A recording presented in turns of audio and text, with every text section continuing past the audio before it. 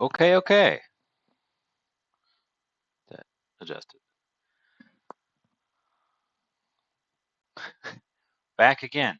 Uh, so I've got a bunch of weird, crazy ideas that I've been sort of saving up. Today we're doing one of them. Um, uh, I'm going to turn a fried rice into a pizza. That's the plan.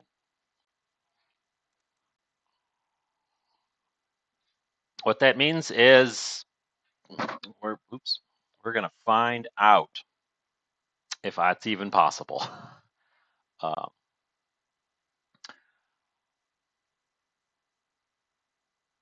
but let me tell you about today before we get started, because this is all going to be experimental nonsense, and I want to give people a chance to shuffle in a little bit. Um, we had a big, crazy thunderstorm last night. Multiple tornado alerts went off.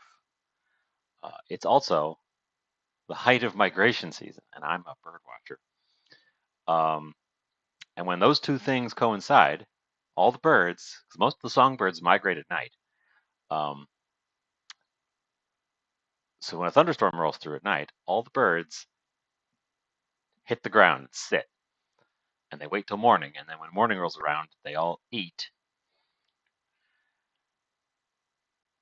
to get ready to migrate the next night, which means there's lots of them all over the place, and they've spent the night doing nothing, so they're all energetic. So I went out this morning looking for birds, and they were everywhere. Uh, we're hitting stride on the migration season. There's warblers all over the place. There's thrushes and catbirds, and there was a merlin flying around. Just great day for birds. Um, and then we're swinging into fun, crazy nonsense here, which I don't even have a concept of how long this is going to take. So I guess I will start by straightening up my workspace here, get the gentleman in their viewing gallery.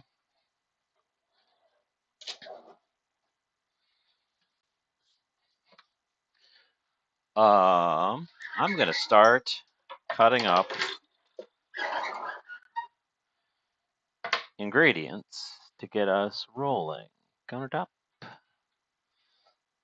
So I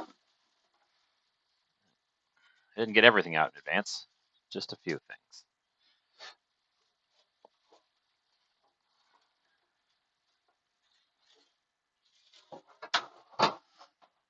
So, in order to make the only thing I've actually prepped in fully in advance is the rice itself, because the best fried rice is made from day-old rice. So I made rice last night.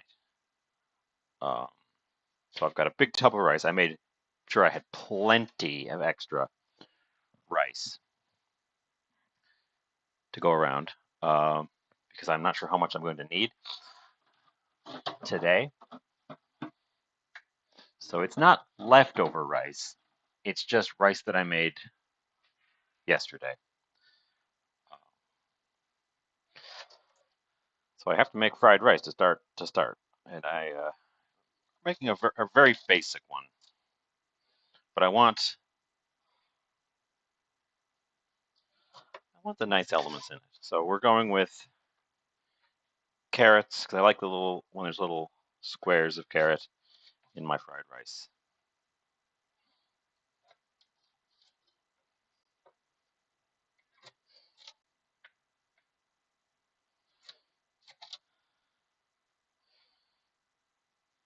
And I almost never peel carrots.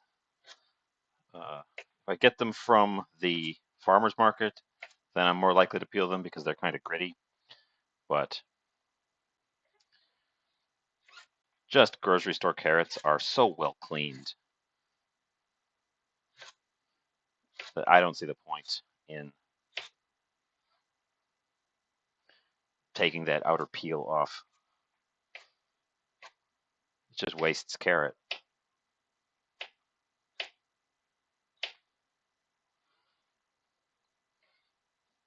So I've made a few fried rices before. It's not something I make a ton, because I usually make it when I've got leftover rice, which isn't extremely often.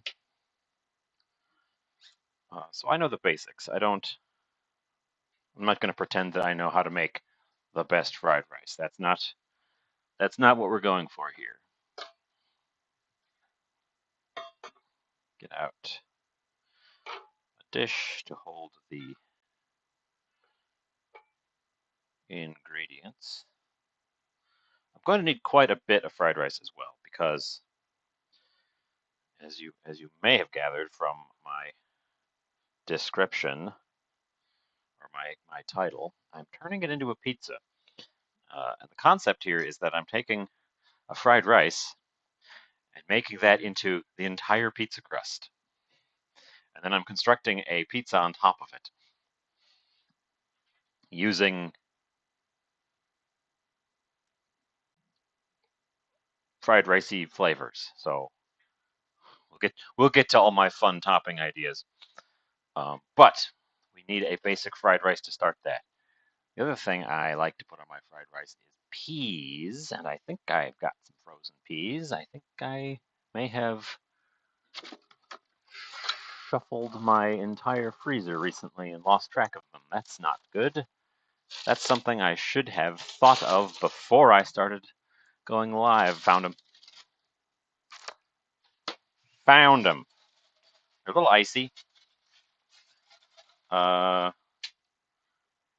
So I'm going to actually put them in a dish with some water, which will help melt that ice and thaw them. And I think I want about 1-to-1 peas to carrots. So if we put them next to each other and do an eyeball, ignore the big ice chunk, that's about right. Since that's about right, and I've only got a little bit left, I'm going to do the whole thing. There we go. Easy solution. Just get some cold water in there, and they will be thawed before you know it. I have to put frozen peas on my grocery list, I guess, because this is the end of my frozen peas. And there's a stem. Okay. I like frozen peas as opposed to fresh peas because they're frozen right in the farm, right after they're picked, and they hold really well.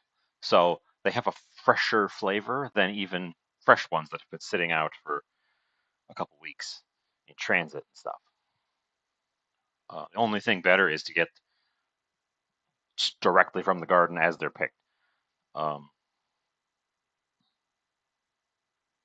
So we're assembling. We got a stack of small bowls because I'm going to be assembling ingredients in them. I need a green onion as well. I wasn't going to put white onion in the actual fried rice itself. I was going to save that for a topping. So, but I want some onioniness in there, so we're going to pull out a couple of our nicer green onions. My own green onions. I planted green onions this year. Are only little tiny baby filaments right now. They're so tiny. They haven't even gotten big enough to drop the seeds off the tips yet.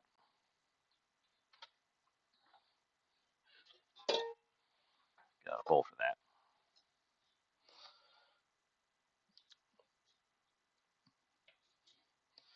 This is also not an ideal knife for this.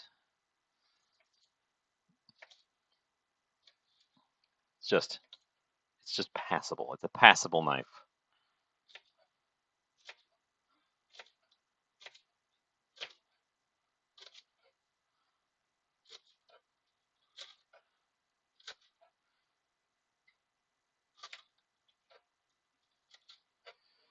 So if you've been viewing me for a while, if you've been you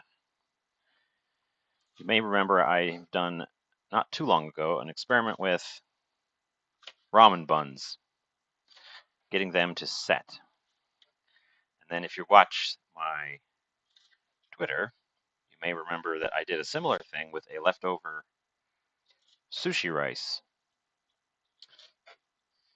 Well, turns out those were experiments in service of this idea, seeing if I can figure out how to get loose things to set so that I can use them structurally, such as the buns, or in this case, a crust.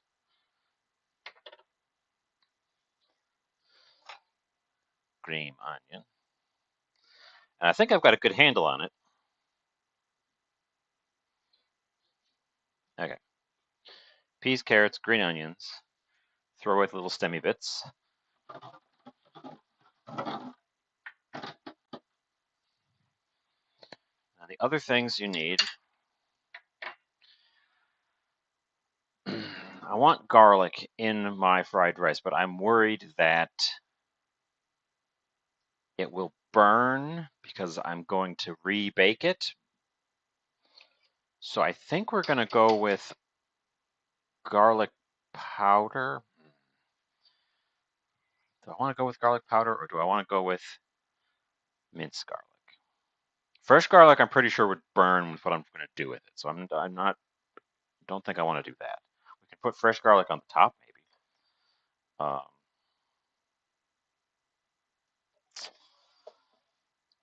Well, I will give that a quick think while I do a couple other things here. Oops, move those up. You can see them.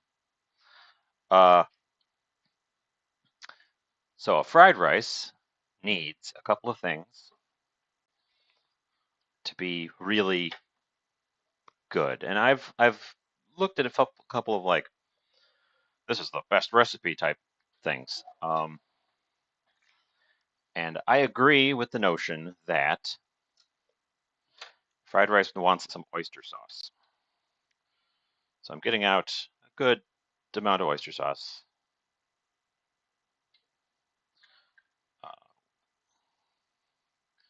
Oyster sauce is one of those ingredients that's hard to substitute for. It's a rich umami flavor, but it's not quite the same as similar things. It's not quite like a hoisin. It's not quite like a soy, which we're also using.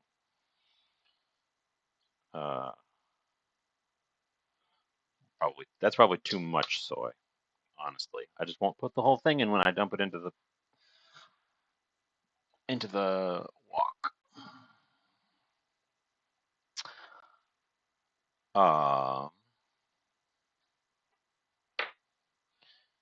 I've decided garlic powder.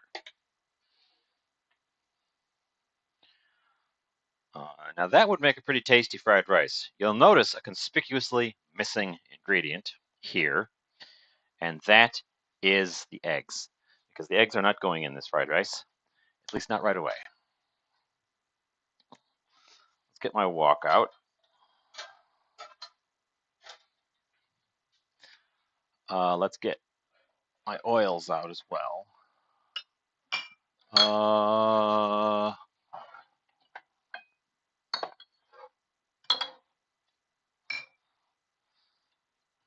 We've got sesame oil, and we've got just a little bit of ordinary vegetable oil.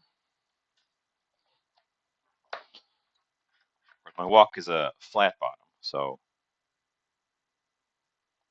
it takes a little more oil than a true wok in order to get the good coverage on the bottom. I should also probably go grab my scrapey dealy. Let's swap you over to the stove. Oh, I almost forgot the most important part of the fried rice, the rice.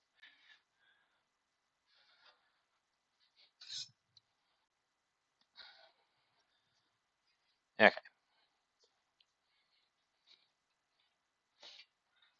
get that guy there. The rice.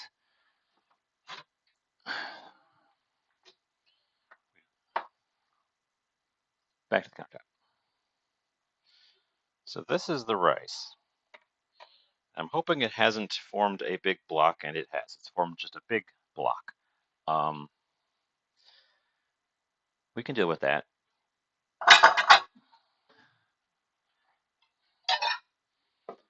It is a lot of rice. I have enough here to afford to make mistakes.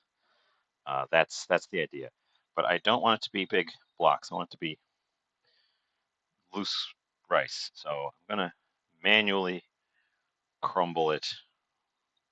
It's not like glued together, but it is sticking to itself a little more than I would like. Um, it was still a little bit warm because the volume was so large. It was still a little bit warm when I put it in this container and then in the fridge. I think that contributed to it sticking together.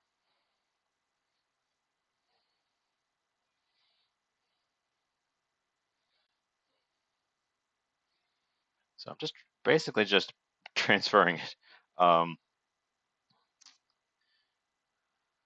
this is also a sign that I probably didn't rinse it quite thoroughly enough when I made it. There's a little bit of starch left that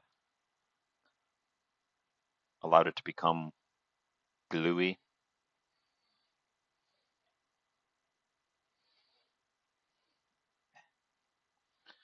That should be enough, don't you think? It's sticking to my hands, which is also a sign that it's a little bit too starchy. So hopefully we don't have a problem with the actual cooking of it. On the other hand, the extra starch might help glue it together a little bit on the other end when I'm trying to make it into a solid disc.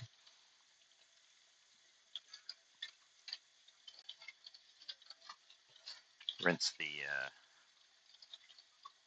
rice starch off my hands so that I'm not sticking to everything. Nope, dropped some in between there. The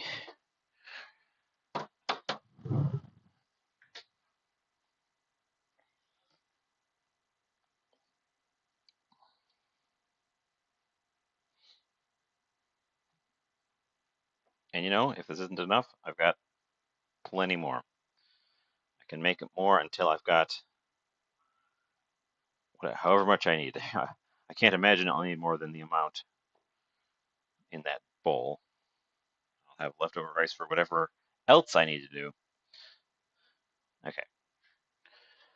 Back to the stove.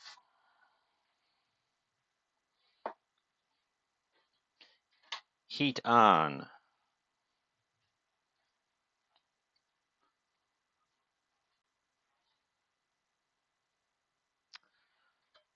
And then I'm just going to let this come up. Get the oil spread around a bit. But then basically we need to let this come up. We're making a quick fried rice.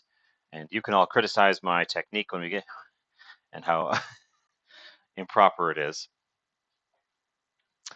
Because I know it's going to be.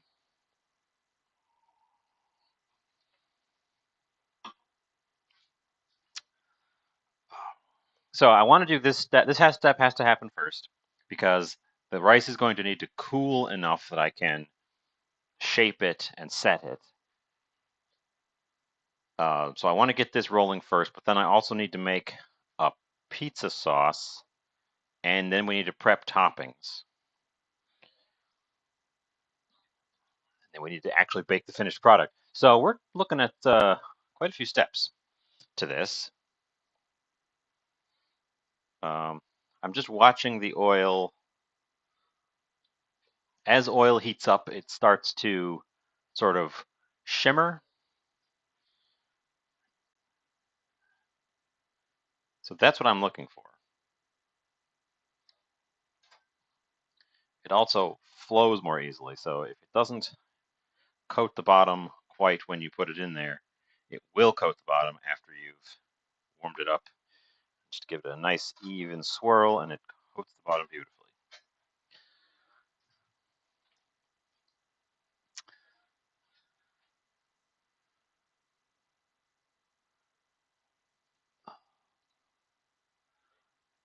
This would be a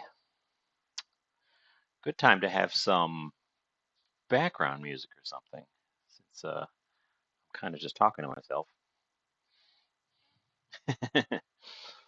Oh well, if you're new here, I had been using the Pretzel music bot, but it's a little problematic. It gums up the chat for one thing. I don't have enough chatters at the best of times, and it kind of drowns everyone out, posting something every couple of minutes. But also, despite its promises of having an option for no lyrics and having an option for YouTube safe, it doesn't do those things,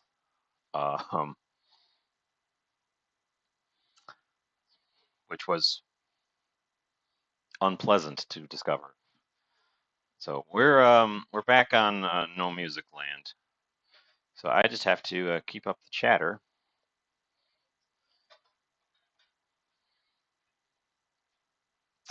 So the oil is becoming shimmery. I don't know if you can see it because you're not at an angle.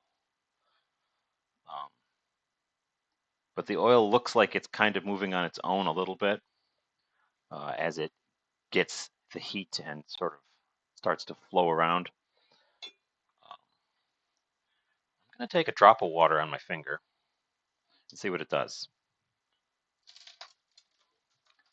So it's hot because it immediately snaps, but it's not super hot because it's still got little dribbles in there, little spots. So I think I want it to come up just a little bit more. I just remembered I should get my big bowl ready because the big bowl is going to have to receive this when it's done. And I want to do that part quick. So that's the big bowl. It's going to be receiving our finished fried rice.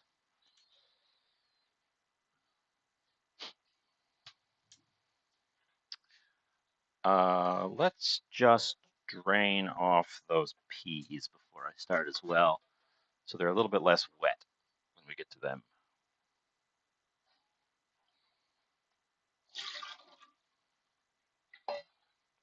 No way they're not going to be wet, but slightly less totally wet.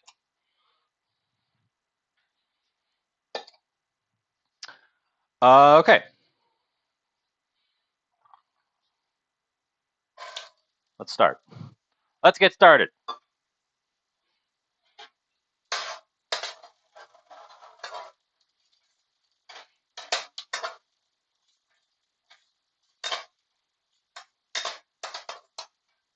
This could probably stand to be a little bit hotter.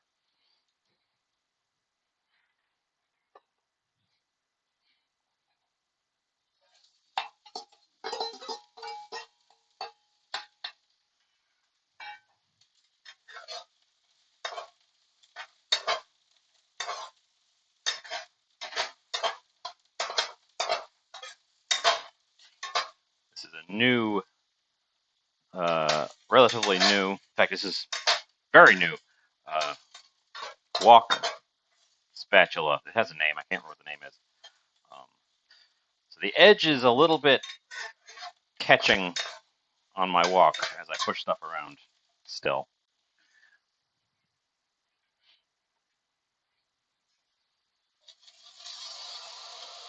Okay, peas.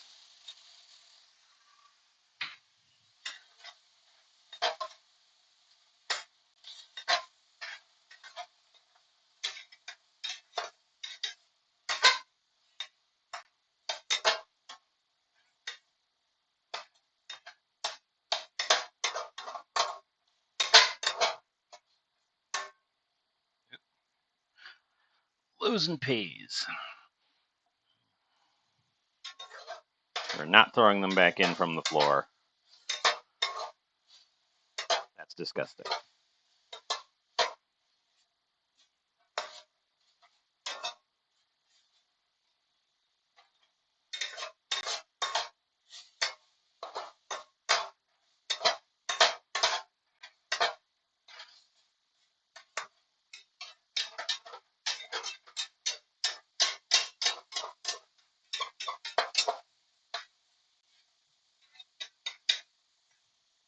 Get off of there.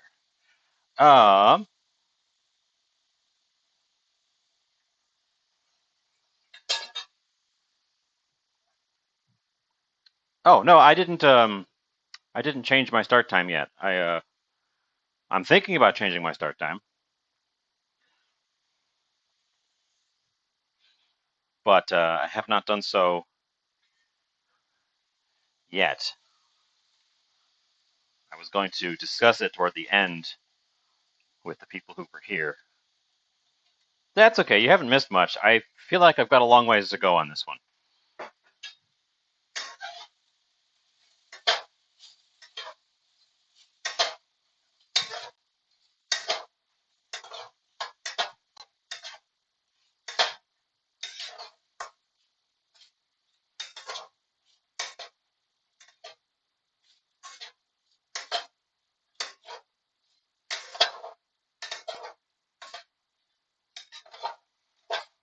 You can probably see I'm still having some issues with stickage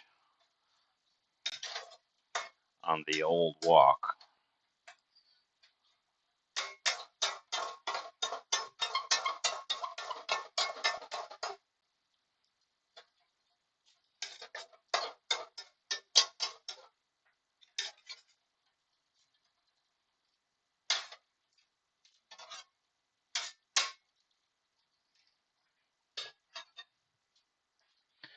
We're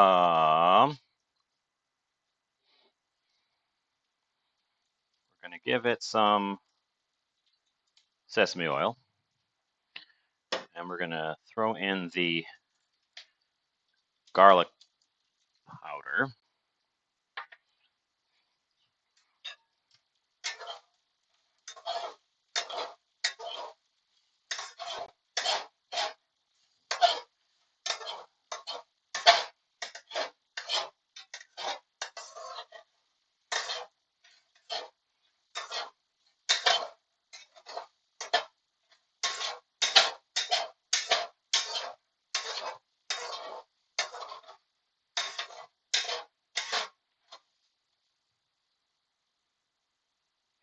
It keeps sticking to the back of the spatula. No, I've got ages to go before we're done today. This is a big, crazy project.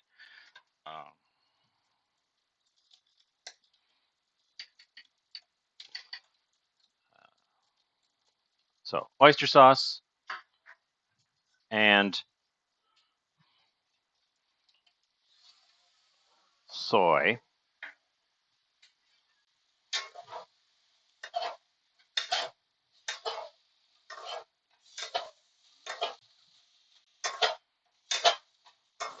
And I've not put any spicy elements in here because the spicy elements I'm going to try to incorporate into the sauce rather than the this part.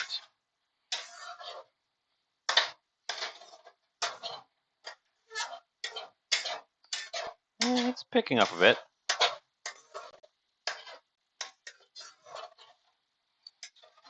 Either that or my spatula is cutting through the stuck layer, which could also be what it's doing.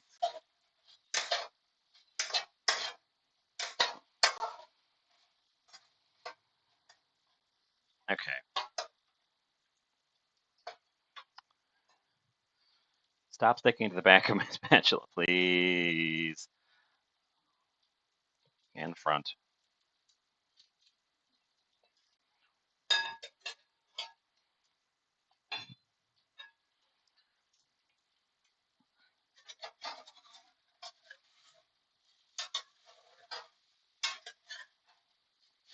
So, it's not got the crispiness of a fried rice bottom, really. It has left a big starchy mark on the bottom of my wok. I think my heat was low, but again, this is getting cooked 2 more times, so I'm hesitant to go gung-ho on it.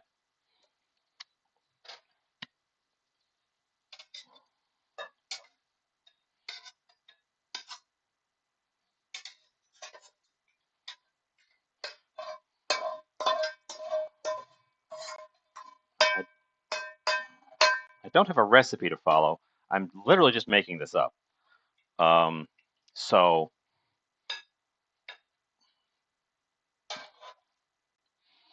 and my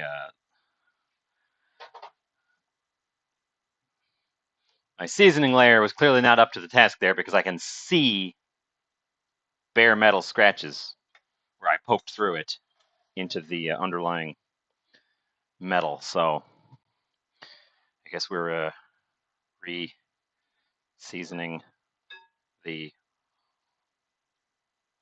wok again. I've had a hell of a time with that thing. I keep burning stuff onto it and then also damaging the seasoning. Almost as though I don't know what I'm doing with it.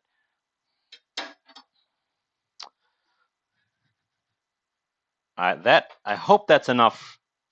I hope that's enough fried rice.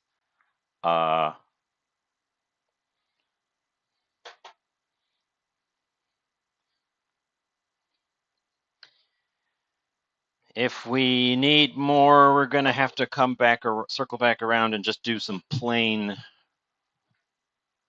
fried rice without the extra vegetables and mix it in. That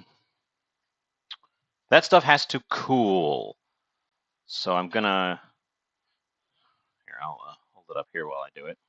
I'm gonna spread it out in the bowl here to give it as much surface area as I can.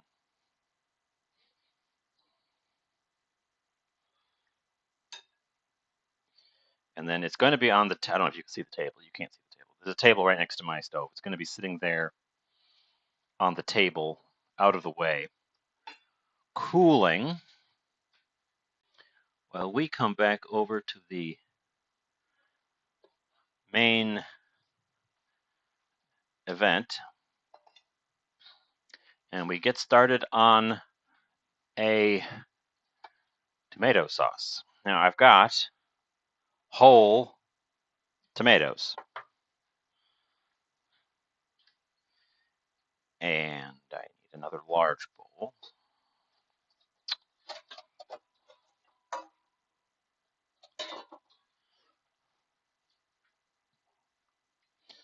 So I'm not using a pre-cooked sauce because I want the sauce to have the fried rice elements in it as well, or Asian flavors in it as well.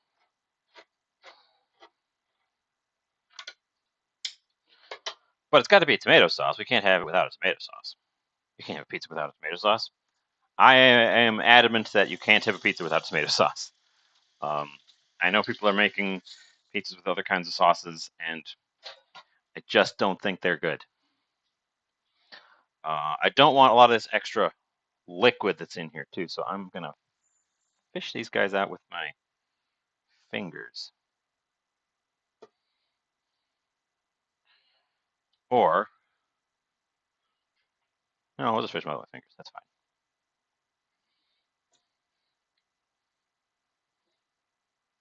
fine.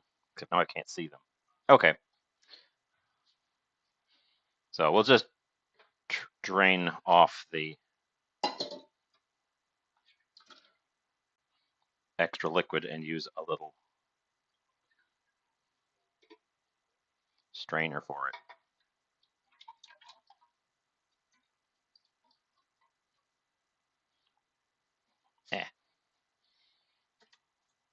Much better. Don't get tomato drips all over my floor. So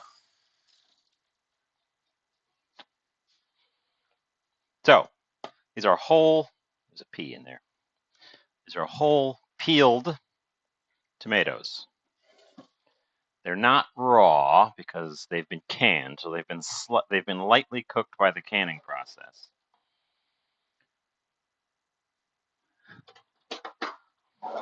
And they need a mashing.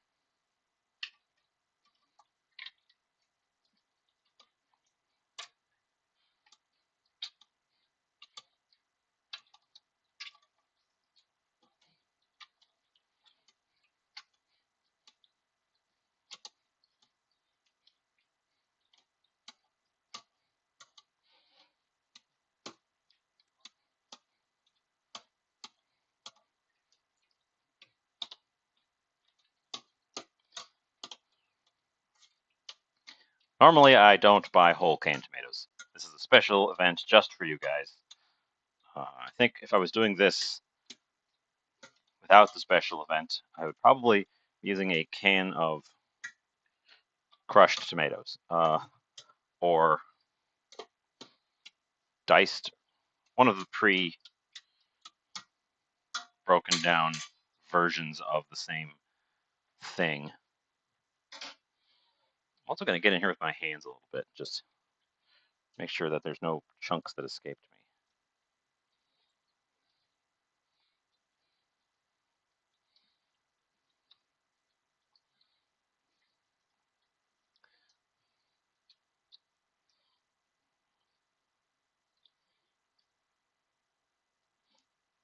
There's this weird stemmy bit from this one that was a little bit underripe when they canned it. I'm going to yank that out.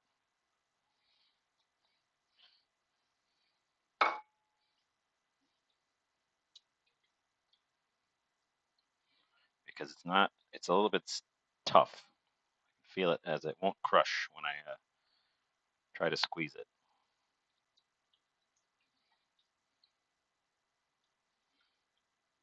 Oh, there's one.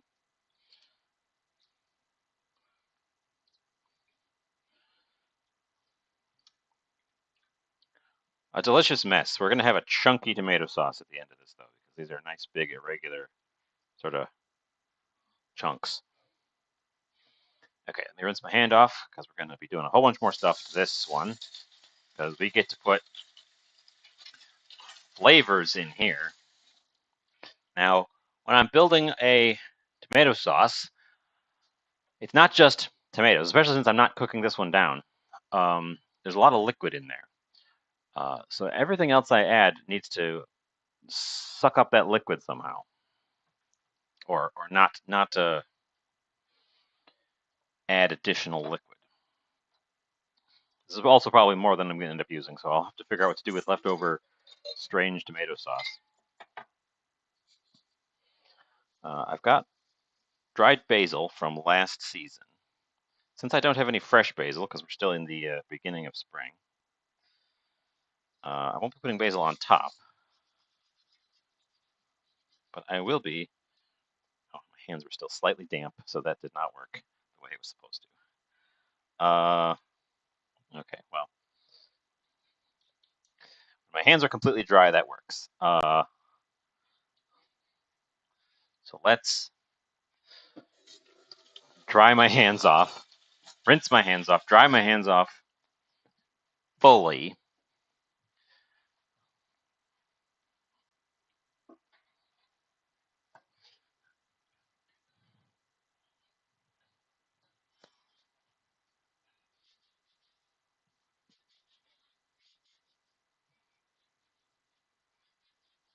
Because these are whole leaves of basil from my basil plant that I dried at the end of last season. And they aren't quite as crispy as dried herbs that you buy that have been professionally dehydrated, because I don't have a dehydrator. I dried these in the sun. So they're a little bit harder to break down into the little flakes. It takes a little bit of rubbing them between your fingers. you end up with kind of differently sized irregular pieces.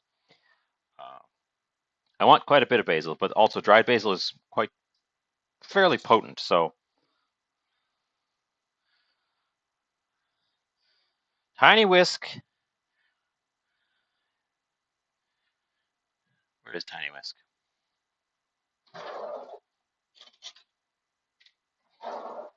Is there. Not contributing. Look at him. Freeloader. Also, hi Felix, welcome in. I've also got some of my own oregano from last season. I don't think I'm going to be growing oregano again, so we'll enjoy this while it lasts. I just don't think it's worth the trouble.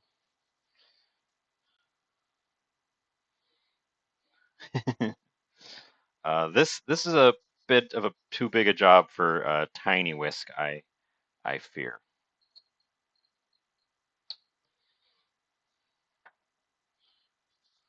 Maybe we'll end up with tiny whisk for something else. I'm not sure. We have upcoming uncertain points where I can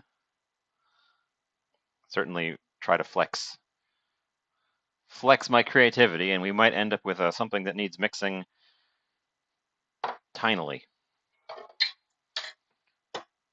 As I mentioned previous, while I was over at the fried rice, this is where I'm adding my component of spice. So I'm going to be, let's go with 3 of these guys.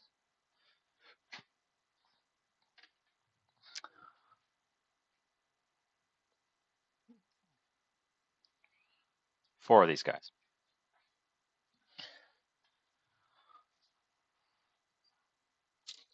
Buying the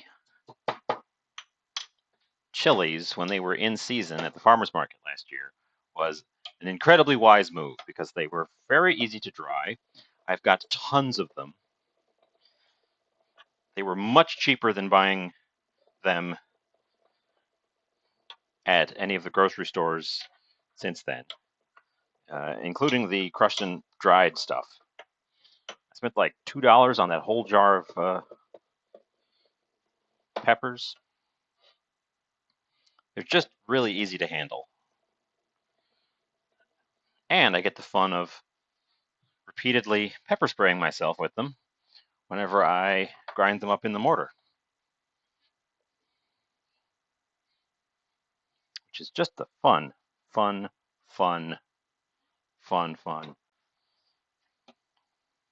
So our sauce has tomatoes, hot peppers. I'm pretty sure these are just cayenne peppers. Basil, oregano. Let me put the lid back on my basil.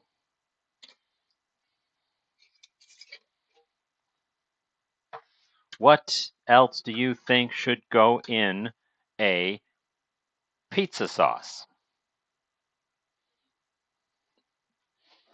I'll tell you. Miso.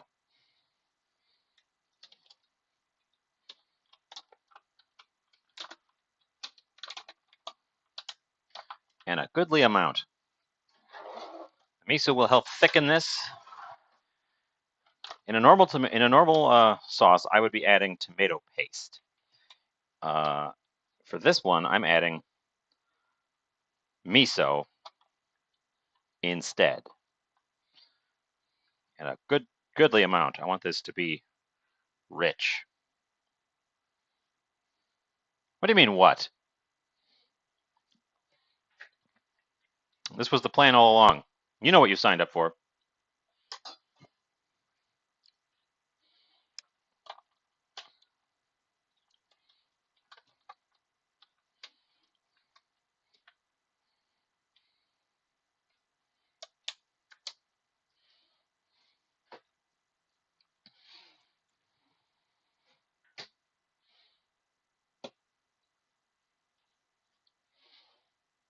Let me think. What else should I put in this at this stage? We could put in a little bit of garlic powder. There's already garlic in the crust, but I can add a little bit to this part.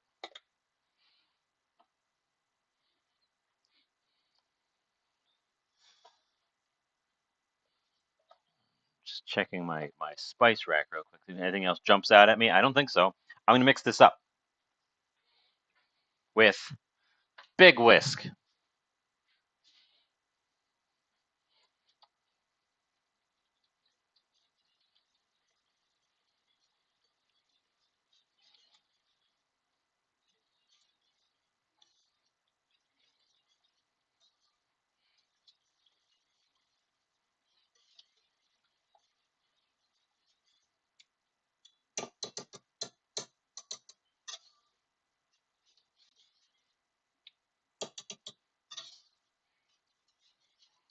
Boy, it certainly took the bright red color out of this. There's quite a lot of salt in the miso, so I'm going to taste it now before I try adding any additional salt. I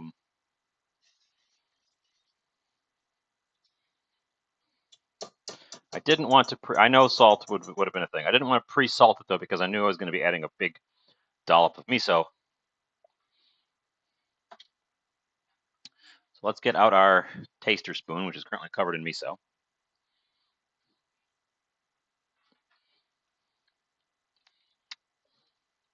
And see what this tastes like.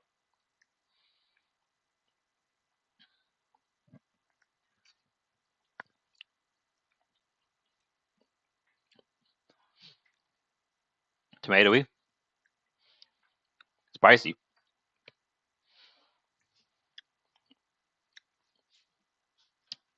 It doesn't taste like miso,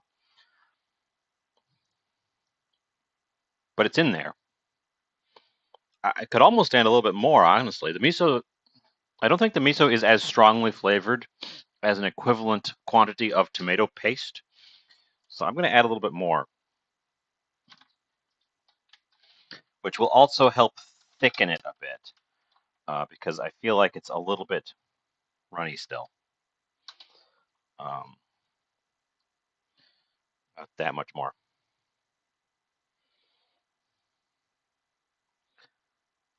It's got red pepper, so I don't know that I want to put black pepper on at this point.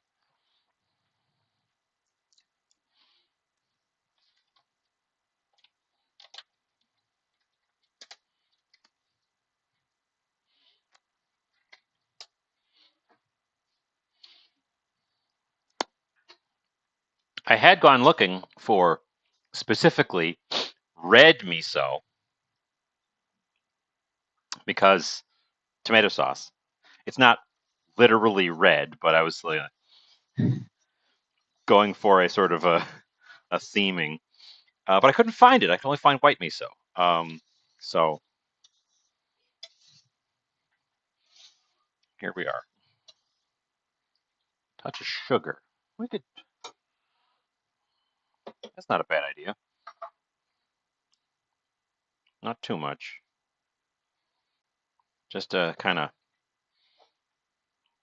wake it up a little bit.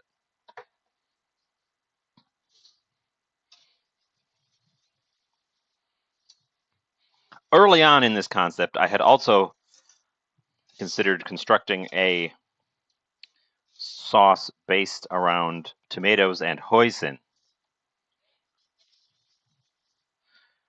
But I decided against that in my shopping prep.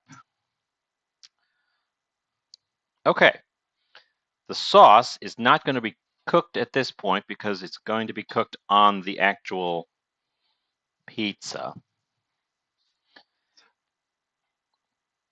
So let's clean up the periphery here so I've got room to set aside. Let's set it aside.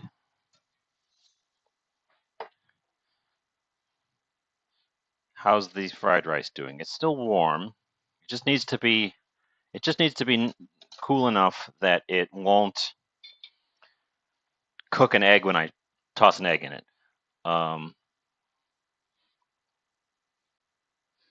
So I'm going to take a quick opportunity to do a little bit of a cleanup while it continues to cool. I was talking about my bird adventure right at the start. What have you guys been doing today?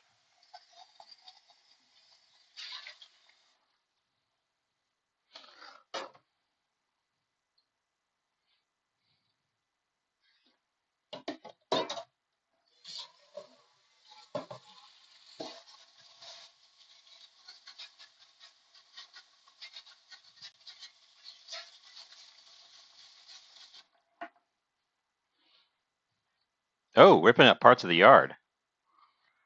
Yeah, I was out this morning when it wasn't so bad, but then I got chased inside around noon because it's already getting warm out there. Feels like every year we get less spring and it just goes right from winter to summer. But that couldn't be. Climates can't change.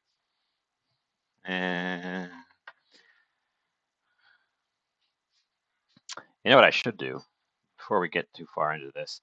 Taste my fried rice to see if I did a decent job on it. Uh-huh.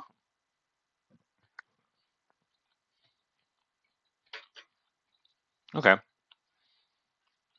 Everything's slightly undercooked, but that's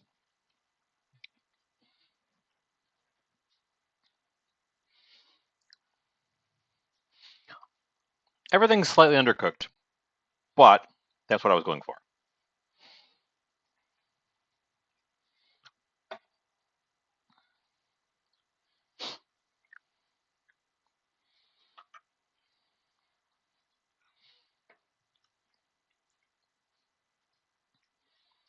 Well, I don't get hummingbirds because I don't put out a hummingbird feeder.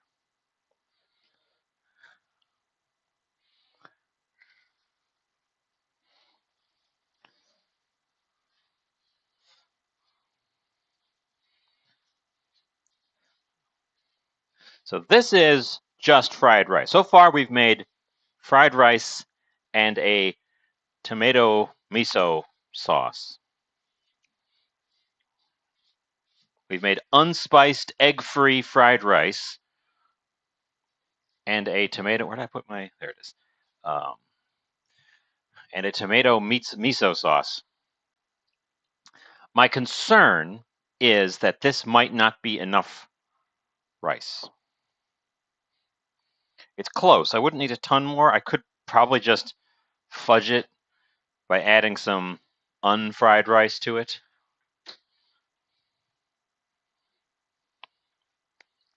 I'm going to preheat my oven to 350.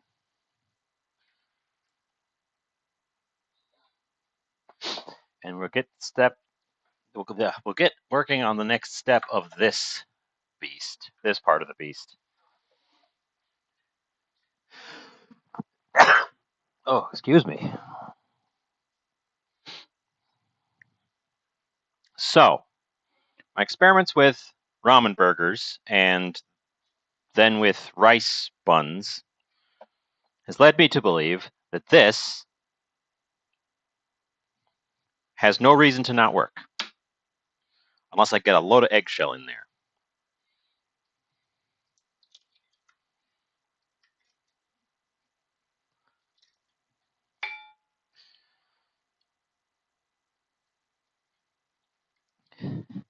And this is why I did not add any egg to the fried rice while I was making it.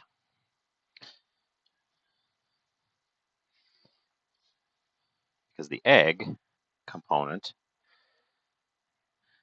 is now going to let me set it. It definitely needs 2 eggs.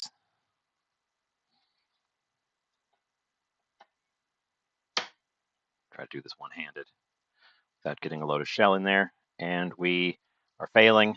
We're failing, and we succeeded. You can't see it, but this is the state of the egg I just did. Oh, I was sure I was going to crush all those little fragments in there, but it worked. Okay. So 2 eggs should be enough to set this quantity, I think.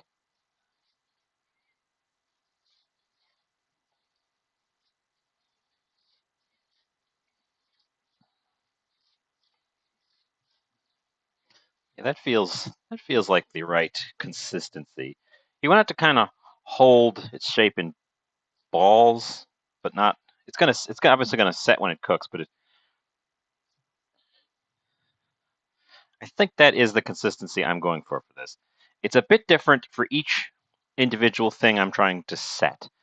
Uh, so the oil in this, like the last time I did rice, there was no oil in it. It was just plain rice. The oil in this, I think, is going to disrupt it a bit. So having extra egg is good. I don't want to lose any of it, so I'm going to scrape my fingers off.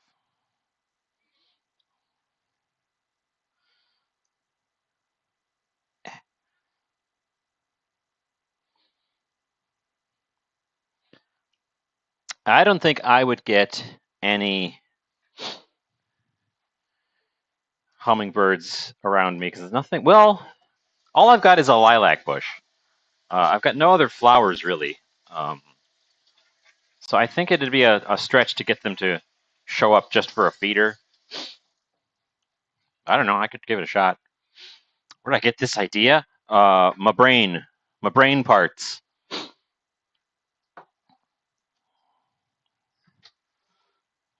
I had a notion of what if and why not, and it's gonna come true. I'm gonna excuse me while I walk off the camera for a sec. Mute.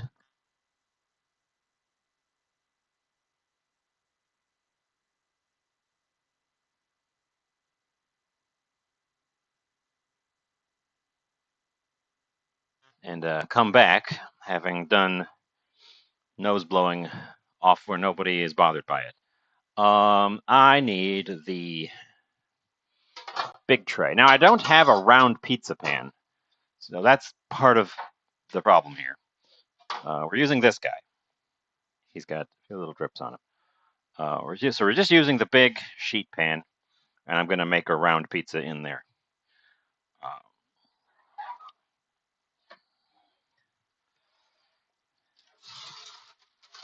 Yeah, this idea wasn't based. Well, okay, I didn't come up with it totally out of the blue. I will. One of the ingredients that I have is what gave me the initial nugget of the idea for it. It's one of the toppings, actually, which suggested that I try putting it on pizza, which has, through many iterations and what ifsing, led me to this abomination that I'm constructing. Let me get a spoon. Where's my spoon?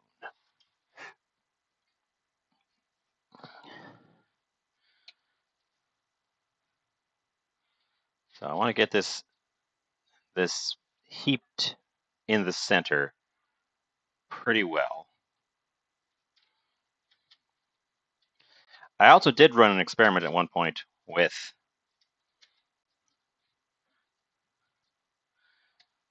cheese in a fried rice to see if I could make cheese fried rice work. And I was pleased with the result. It also kind of got glued together, which, you know, is somewhat beneficial for a project like this. So I took it as a sign to push forward with my nonsense. I got out the spoon, and I'm doing it with my hands anyways.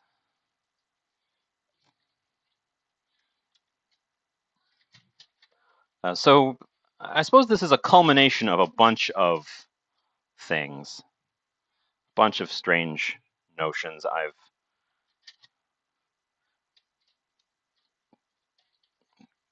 gone with, I've run with.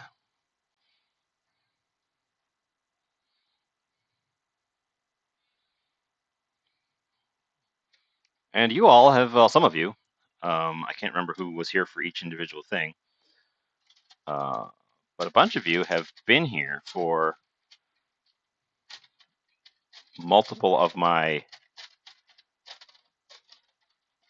experiments that were leading towards this.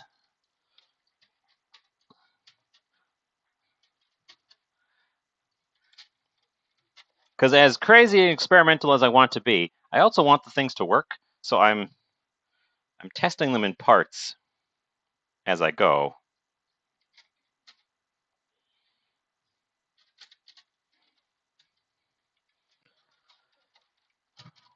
Not too long ago, but it was before I was doing this as a show, I made a mac and cheese pizza in the same method, where I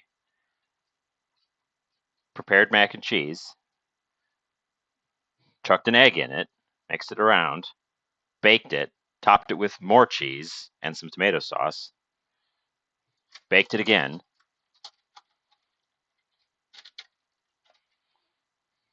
It's not really a perfect circle.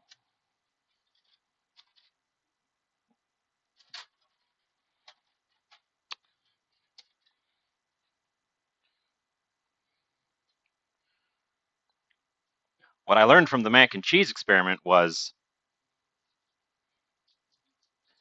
this concept has a risk of going bland on you. Oops, I poked a hole in my bottom crust. This concept has a risk of going bland on you. So use strong flavors. Yes, I will be baking this. Looks like I got a good estimate for my run of for the amount of fried rice I made.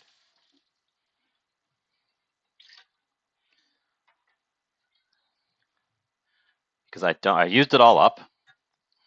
Our dish is empty, and I've got a pretty good looking thing here. It's a little bit. I made it slightly off center, which was foolish.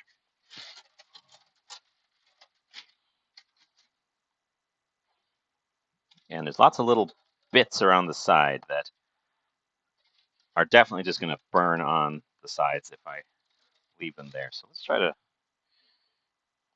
use those to patch it up. So yes, this is going to get a blind bake like you would with a pie crust. Because it's not a dough crust. It doesn't need to rise. It just needs to be set enough that I can put stuff on it and the stuff won't run through. And since I'm setting it with egg, if I put stuff on it and then cook it, it's going to be at risk of not being set in the middle when I've got a bunch of juicy stuff on top of it, insulating it.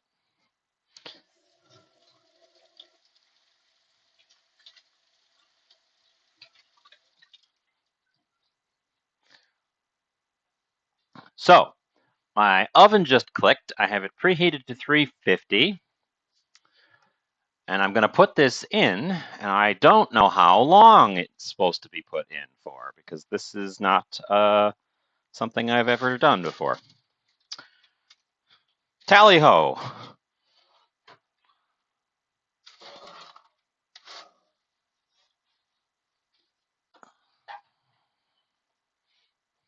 Okay. Remind me to check on that a couple of times.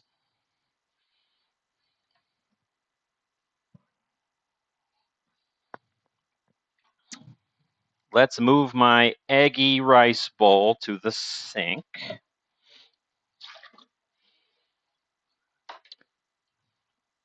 This is one of those days where I'm definitely going to have a lot of dishes, because there's a lot of subcomponents to this, and they are all going to have their own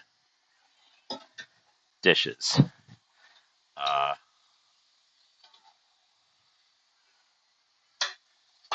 But that's fine.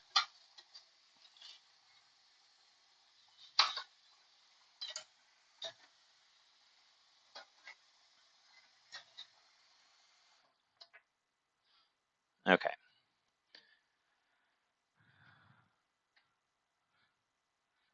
Yeah, but this isn't regular dough crust. This is a fried rice with eggs in it.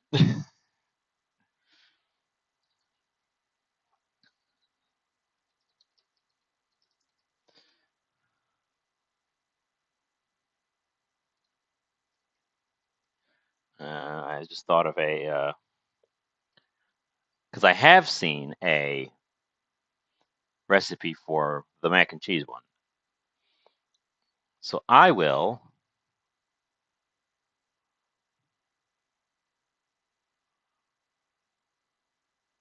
Okay. This recipe, now it's from Tasty. I don't necessarily trust them, but they recommend A, a bit hotter than I've got it, B, 25 minutes, which gives me plenty of time to prepare other ingredients. Hooray. So let me get out the ingredient that inspired the thing probably more than any other ingredient. Nueske's smoked duck breasts. Because somewhere on the label, this one actually happens to be underneath the price label, so you can't even see the label. So somewhere on this label here, it says, try it thinly sliced on pizza. I've also got mushrooms, a green pepper, and regular onion. Regular onion. And those are the toppings that I was going to go for. Any objections? Any additions? What do you think? They need to be sliced to pizza-ish sizes.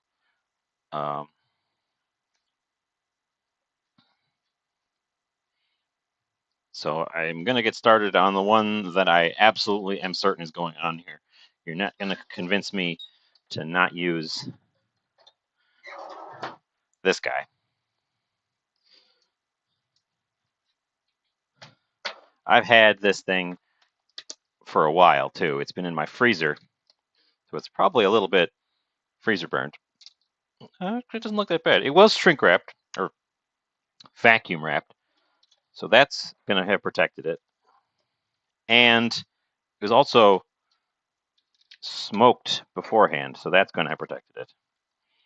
Now that I've opened it, I'm going to have to use it up, but that's not going to be a challenge.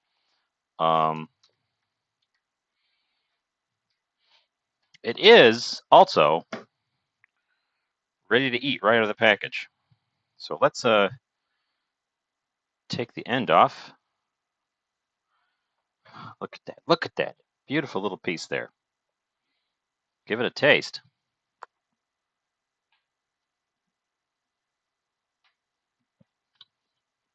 Okay. It's a little bit chewy.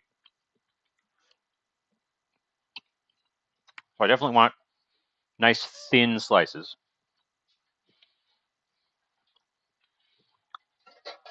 We'll get out a staging bowl for that one. That's really good. That's really good.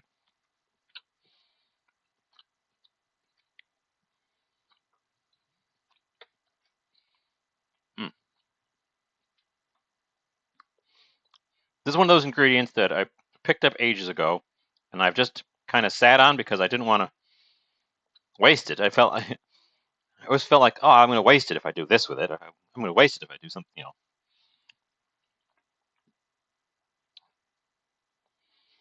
So it's just sat there waiting for me. And today's its day, and I'm glad I didn't end up wasting it by having it sit in my freezer until it went all freezer burned. Because I've done that too, where I had something I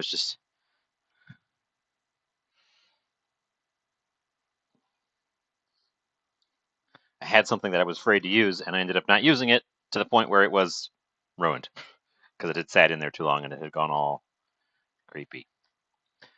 Let's see, how big was my pizza?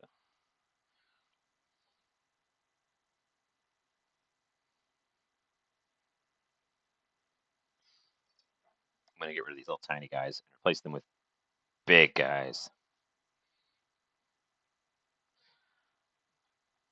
So this is taking the place of a pepperoni on our pizza. Now I could also add a drizzle of hoisin to go with the duck. We'll see when I get that far. I'm also just nibbling on the duck. It's really good. If you're ever in the neighborhood of Niski's, stop in, grab one of these.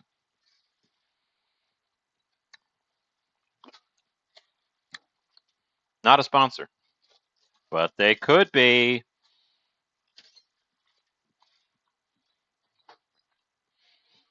Okay, put that guy in the fridge to keep him ready to go. We can always slice more if we decide we want more later. It's not hard to cut.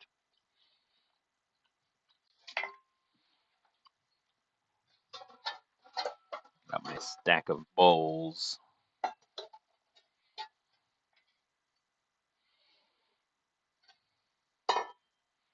The mushrooms I'm going to do a bit of a thing with. Before I do that, I'm going to dry off the cutting board just a bit.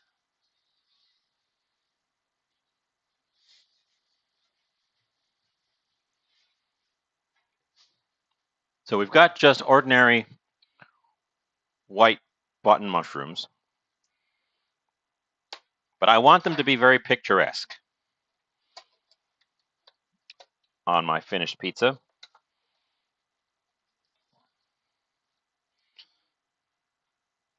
I'm going to take each one and take the sides off, and then cut it into perfect cartoon mushroom slices.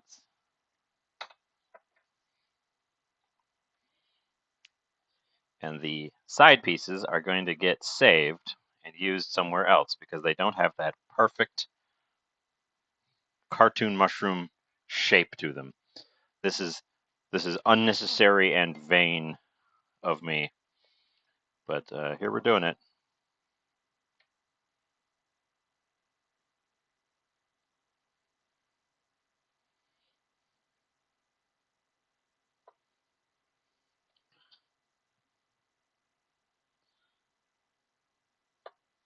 How many do you think we need? I don't know. You know what I should be doing right now? Instead of chopping all the toppings, because they just are super easy to take care of, I should be shredding my cheese. Because yes, we're putting cheese on this pizza. You can't have a pizza without cheese. You can't have a fried rice without a thick coating of melted cheese on top. Cripe's sake.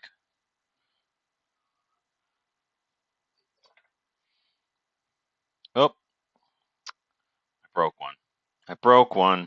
My picturesque is gone. So I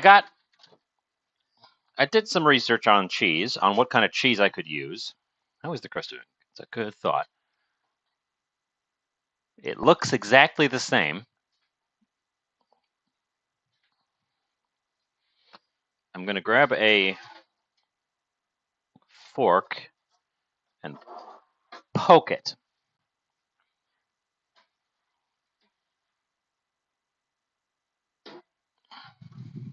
It's still a little soft. So I'm going to let it keep going. But good catch. Good. Good.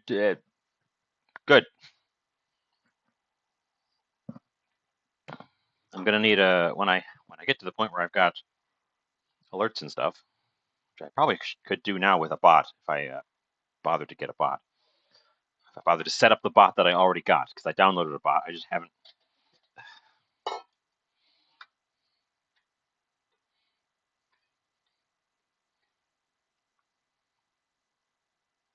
What was I saying?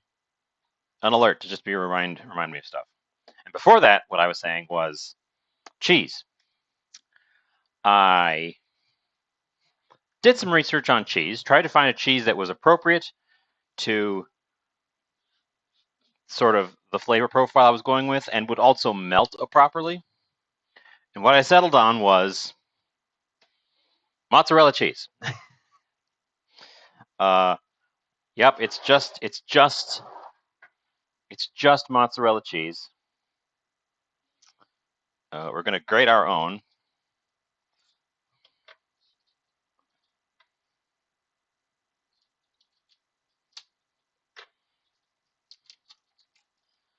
I think mozzarella is the right choice for this. I looked at some other options, but mozzarella, first of all, has the melting properties you need for a pizza.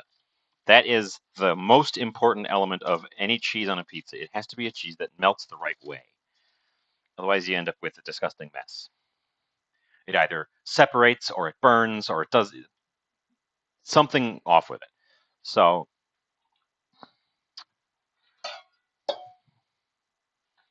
that's part one. Part two is mozzarella has a very mild flavor. It doesn't give a lot of flavor to normal pizzas. So I think that it's just stick with it. Why fix it? Don't fix it if it ain't broke. You know that. But I went with a block so I can grade it myself.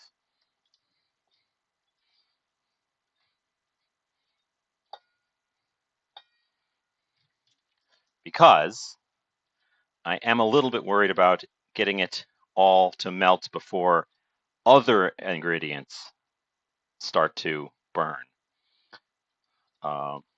And the pre-grated cheeses have an anti-caking agent, usually just cellulose, added to the outside of them so that when you open up your bag of pre-shredded cheese, it isn't reformed into a big misshapen block of cheese.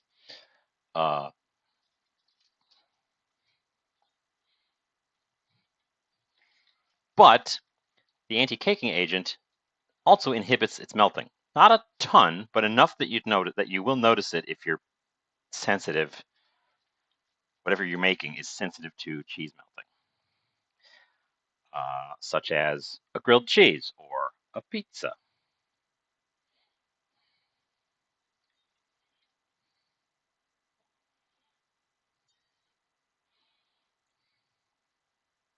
Because if you grate cheeses and then just let them sit for long enough, they will start to re-stick to themselves and form back into a big blob, eventually forming just a big, weird, misshapen hunk.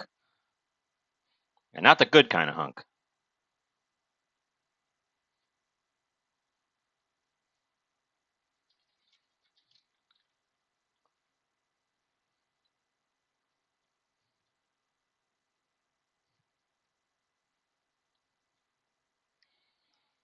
It's too late now, but you know what I didn't do? I didn't oil the bottom of the parchment where I constructed the pizza. Hope that doesn't come back to bite me. Worst case, I have to take the whole thing off the pan and slowly peel away the parchment to free up the crust. That's probably enough. I've grated half of that block.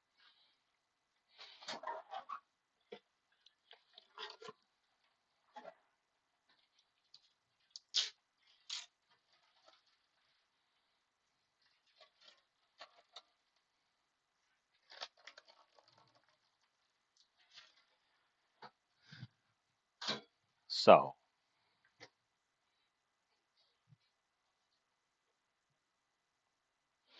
duck, mushrooms, cheese.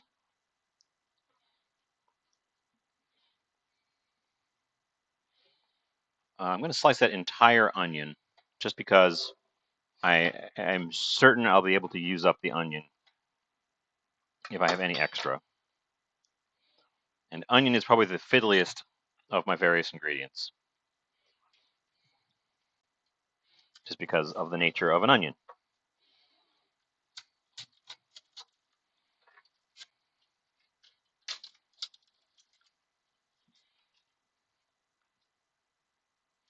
And I don't want rings, but I do want arcs.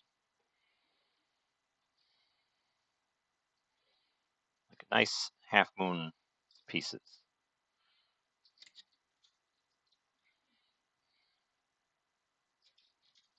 Eh.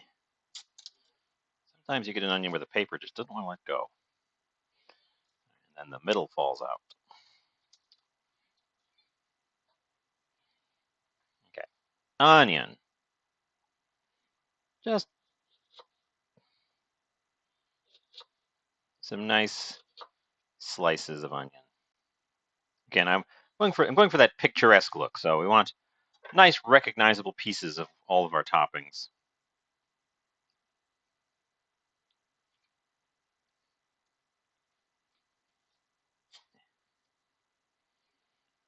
Other half was easier to peel because I didn't try to do it directly on the board. Picked it up.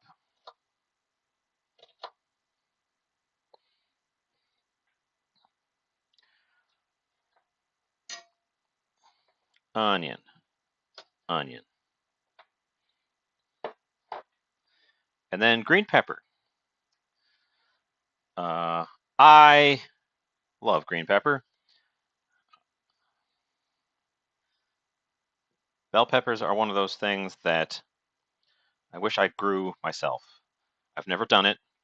I always forget to start them early because up here in the frozen north, you gotta start these guys indoors early.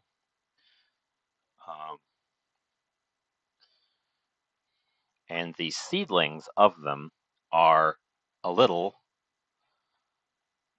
expensive compared to some of their other things. I can smell the pizza crust. Let's get my poking fork.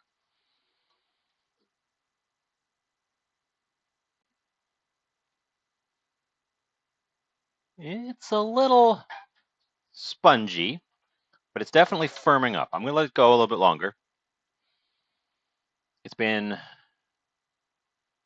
15 minutes, I think. 17 minutes-ish. I didn't set a timer. I'm just using the stream timer. So, counting on you guys to help keep me on task with that.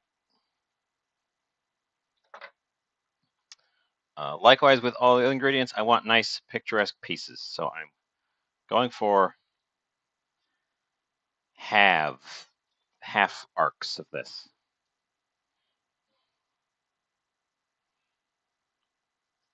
Get the pith out of there.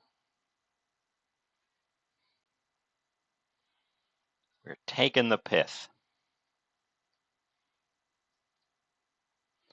out of this pepper.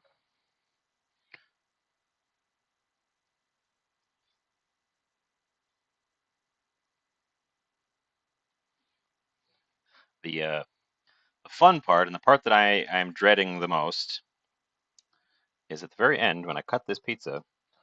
Will the slice hold together, or will I just have a mess? If I have a mess, we have to do this again. Not today, but soon, and for the rest of your life. Haha! That'll get me in with the kids. Casablanca references. Everyone loves Casablanca references.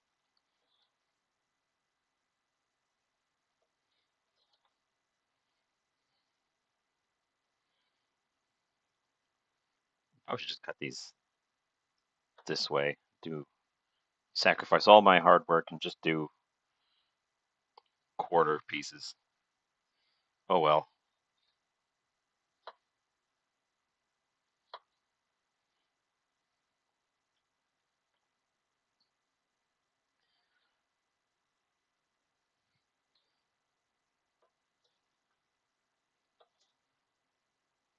And I'm going to save the other half of the pepper because I think this is going to be plenty of pepper.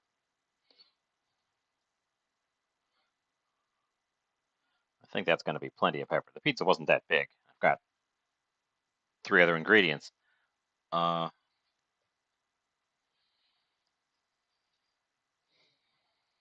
So let's pack away the remaining pepper.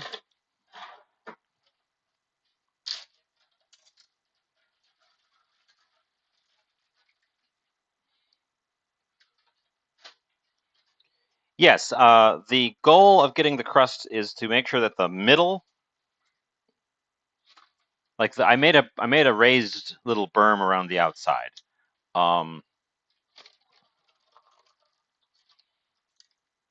which going to serve to dam the sauce in place because the sauce is a little bit wet, but also should take a little bit longer to cook.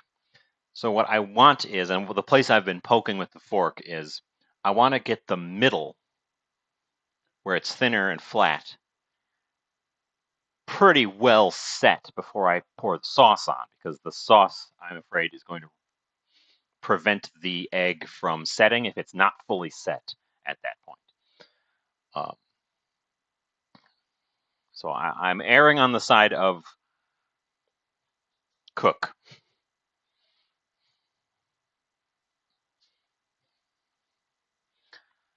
Let's see, I put this away. I didn't use it.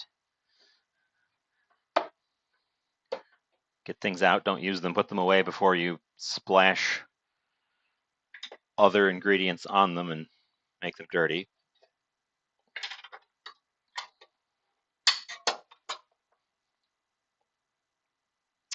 What kind of pizza do you like, everyone?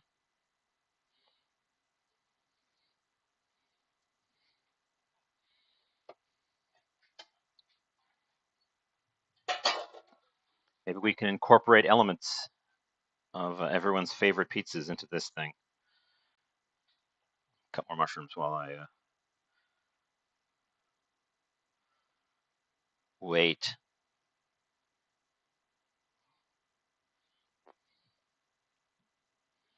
Personally, I like everything pizzas.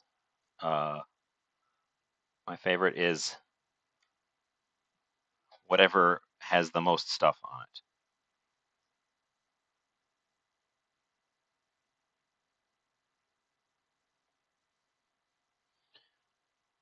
Hawaiian onions, red pepper, and jalapenos. Interesting.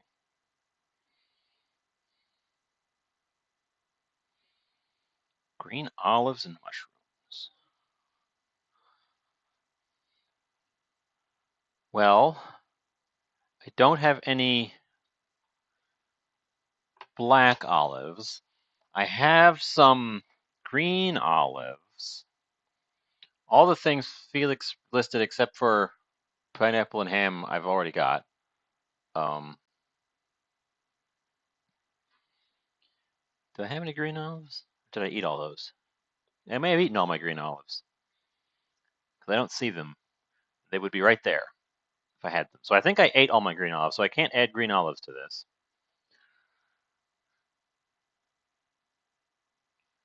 I've got some gochujang, but I already added hot pepper to the sauce. I could have added gochujang to help thicken it as well. That might have been fun. Oh well, next time, because we're probably going to make this again, because I'm anticipating this failing. Okay, here, let me pop us over to the stove. I'm going to pull this guy out, and we're going to take a look at it on the top.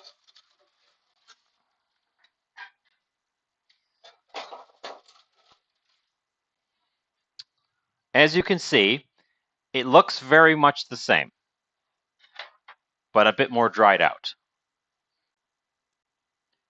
I can't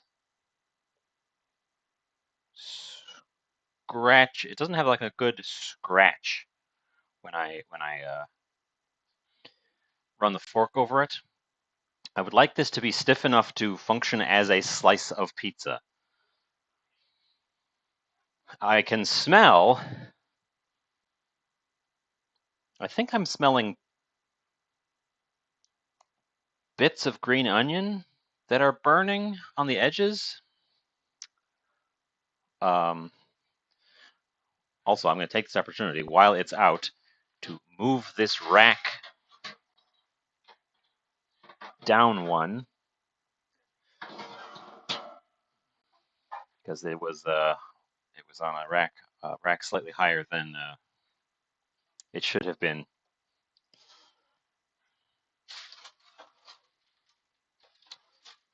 This is a judgment call. I can't really ask for advice unless one of you has made a fried rice pizza and knows about this. I just have to make a judgment call. It still seems too flexible to me. What are you? Little burned edge piece.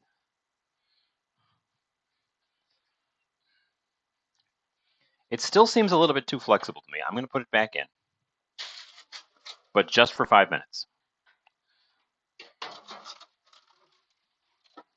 Slightly closer to the heat source this time.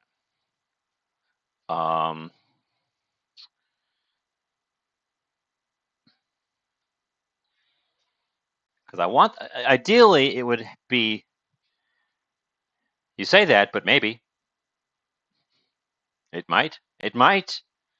I think that the fact that it's rice is going to make it hard to turn into a slice, but I'm hopeful. I'm going to do everything I can to get it stiff enough that I can cut a slice and pick it up like a slice of pizza, even if I maybe have to support the point a little bit. That's the goal. I managed to do it with soup. This is why I think I can pull this off. I managed to do this with soup. I took a bowl of soup and I cooked it until I got it into a solid state, was able to cut slices and pick them up in a triangle with my hand and ate it like a pizza. It took forever. It would make terrible viewing. It was just me boiling down a pot for ages and adding things to set it.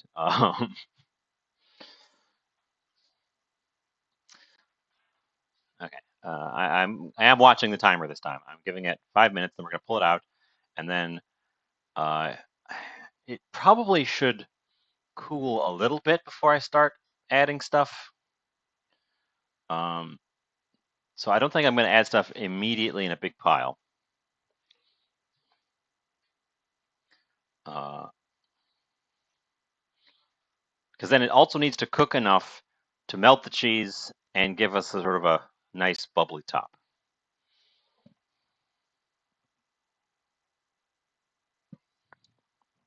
Which shouldn't take terribly long. I probably am going to increase the heat when I actually put the toppings in and put it back in. Increasing the heat at this stage, I don't know that it is going to make the egg set faster. I think it might just burn it. I already increased it to 400 from earlier when I preheated it.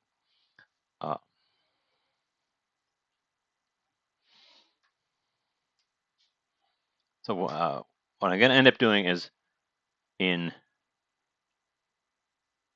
a minute and a half, I'm going to take it out, turn the heat up.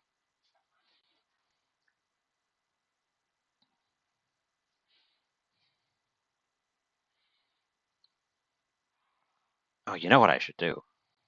You know what I should add to the toppings for this? You know what I should add to the topping for this? Is sliced green onion. I could throw it on right at the end. Just give it a quick blast. It'd give us a little bit of a contrast on the top.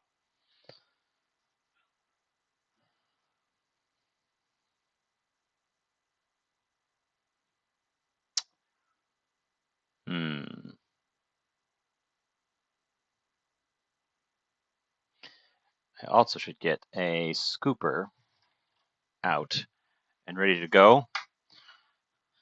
I'm going to be scooping. How about some sesame seeds?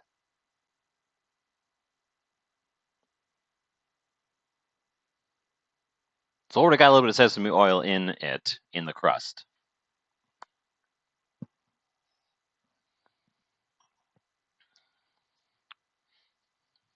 I'm also a little concerned that the bottom of the crust won't have set enough to be dried out. I am expecting the fried rice component to be a little bit overcooked when I'm done with this, which is why I had it fairly undercooked at the start.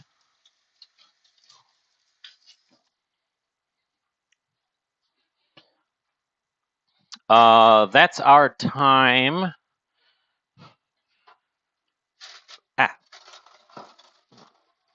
Pull it out, plunk it on the top.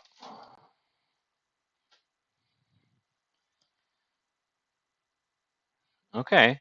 I mean, I don't know if you, I don't know how well you can see it. It probably just looks exactly the same to you. It's got definitely some solidness to it. I can tap on it without really damaging the surface.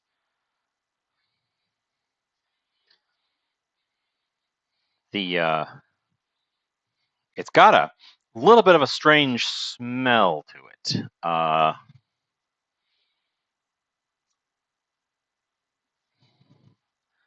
Which could be it, or it could be that when I put the pan in, I noticed, or when I took the pan out, I noticed something had scraped off the bottom onto the rack, and I think there may have been something stuck to the bottom of my pan that burned in the oven.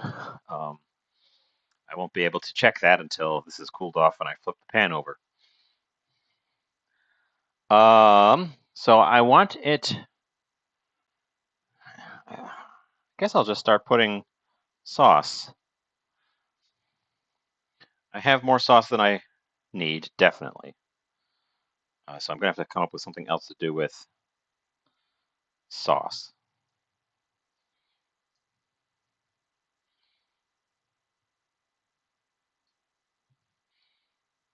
I can immediately smell the miso when I put it on the hot surface.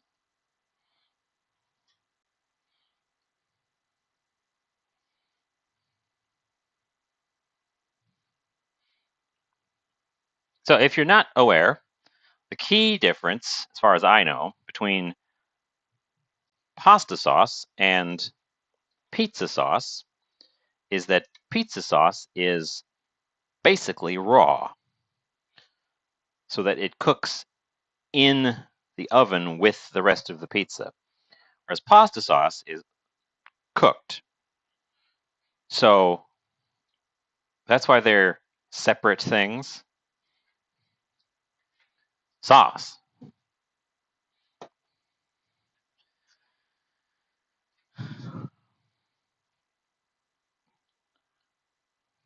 Cheese.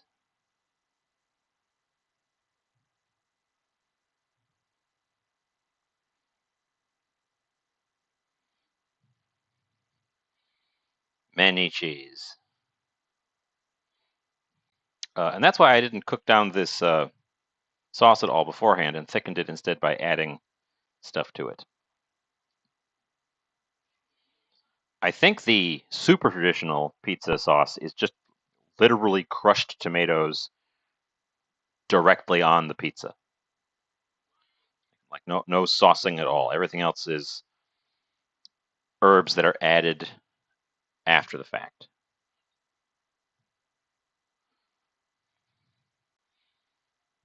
Pizza. Pizza.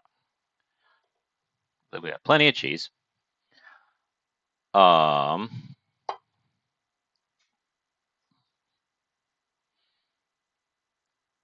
These guys.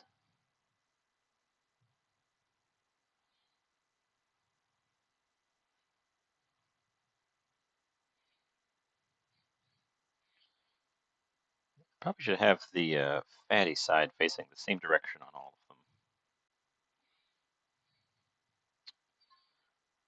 of them. But I've got a few extras, so.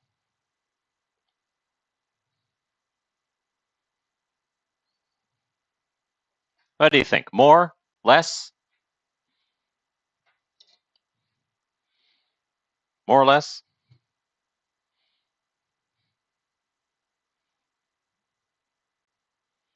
I've already decided it's going to be more. So I've got a couple more here, and I just want to use them. So one in the middle. One for snacking. Mushrooms.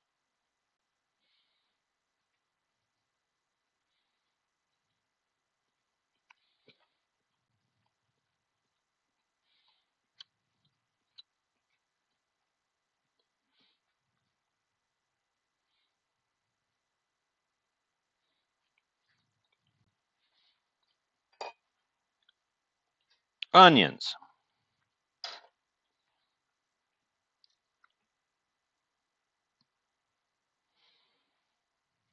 Yeah, it's probably a good idea not to add more to this because I've already got a ton going on here. The size of the pizza and the size of my ambitions didn't quite match up. If I had a full-sized pizza pan, I think I could do the pizza of my dreams. I would have had to make twice as much fried rice.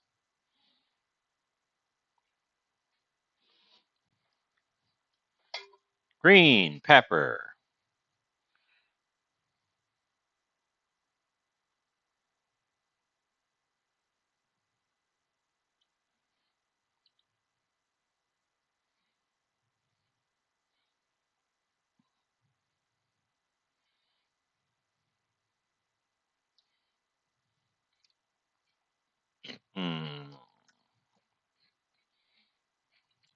One over there. One over there. And one over there. And one over there. And additional cheese.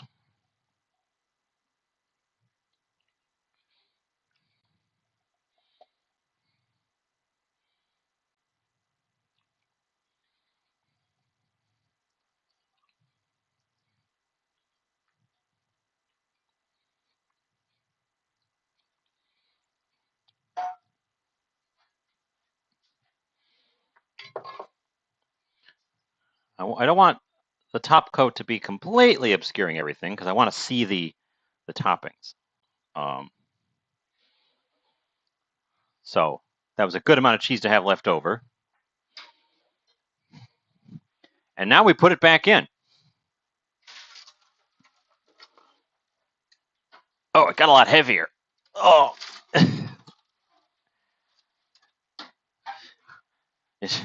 It actually got noticeably heavier after all those toppings. So that's a good sign that I loaded it up. We're back in, and we're still at 400 degrees. And now we're, I guess I am at the stage of having to do some cleanup in the old kitchen here. Since I don't have a dessert planned for today, so I don't have a second thing to jump off to. And also, I want to keep an eye on this thing. I've got plenty of leftover ingredients. I could save some of these leftover ingredients and have some fun something for Thursday.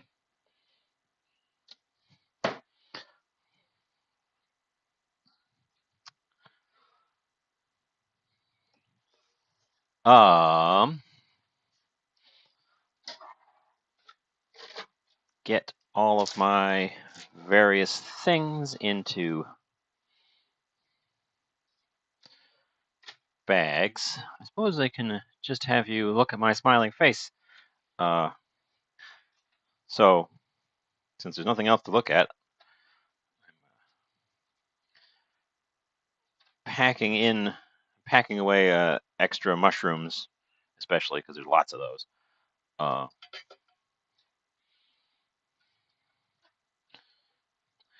I saw the other day on a cooking show on YouTube, someone made a beef Wellington on a budget of it's British, so it was 2 pounds per serving for 4 servings. So it was for 5 servings. was $10. They made a or £10. They made a beef Wellington for £10. And it was some creativity for sure. I kind of want to try that kind of nonsense rather than this kind. This is a nonsense as well, but this is a different kind of nonsense. This is a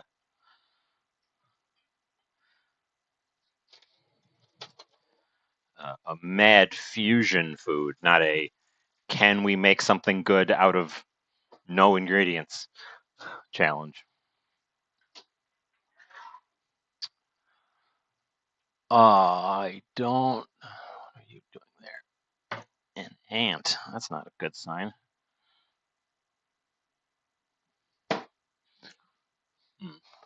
Just the one, but keep an eye on those.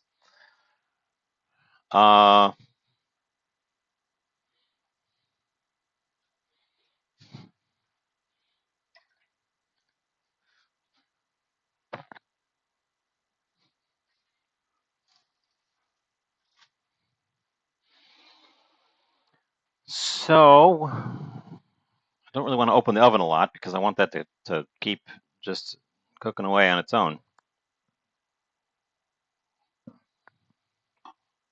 But I should be peeking at it on the regular to make sure it's going the right way. I don't have an empty jar to put the extra sauce in. The jar I would use has something in it.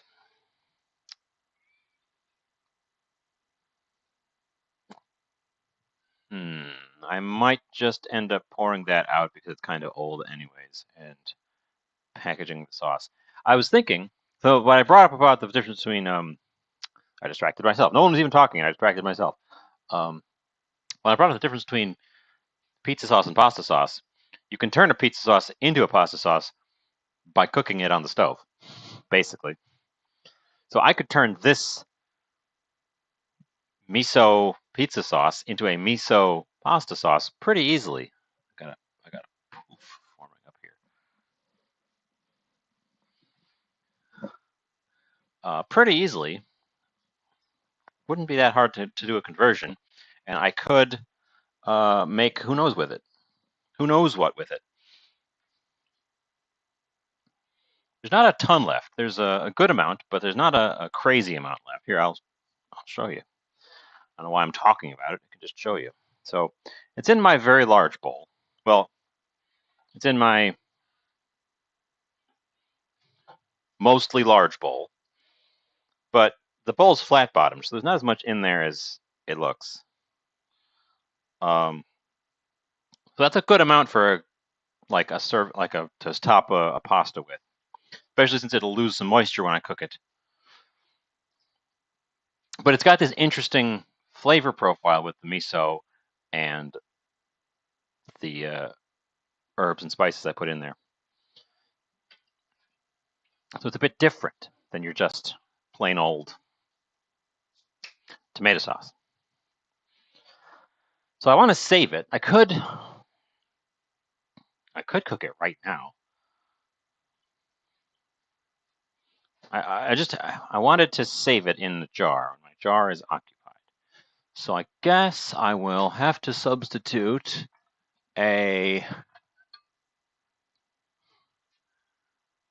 one of these guys as a temporary measure. We're going to use the medium-sized one, just because I don't think it'll quite fit in the smallest size one.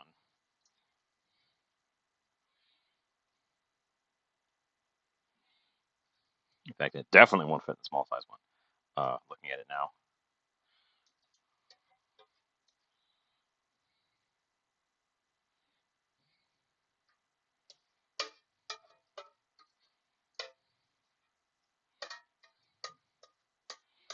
Of course, I'm also going to have leftovers of the pizza because I don't think I'm going to eat that whole thing in one go. I mean, I could eat the whole thing in one go, but I don't think I should eat the whole thing in one go.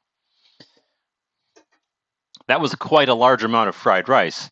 Just the fried rice part would have been an extremely full meal, a very, very generous meal. With all the toppings, I would be quite the glutton to be polishing that off. Rice is much denser than the bread crust, so. And I'm hoping, I won't be able to test it until I pull it out and test it. I'm hoping that having the fried rice be fried rice and be flavored, and having the sauce have a bunch of extra flavor in it as well will help balance out the fact that rice is quite dense. And that much rice in this sort of application definitely runs the risk of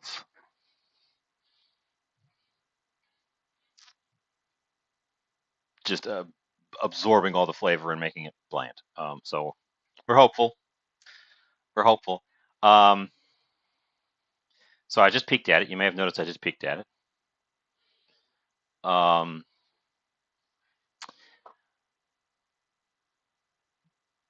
It's not browning on top a lot, and that's what I'm looking for. There's a little bubble in the middle, and I'm wondering if it's sauce trying to bubble through the cheese layer and not quite making it.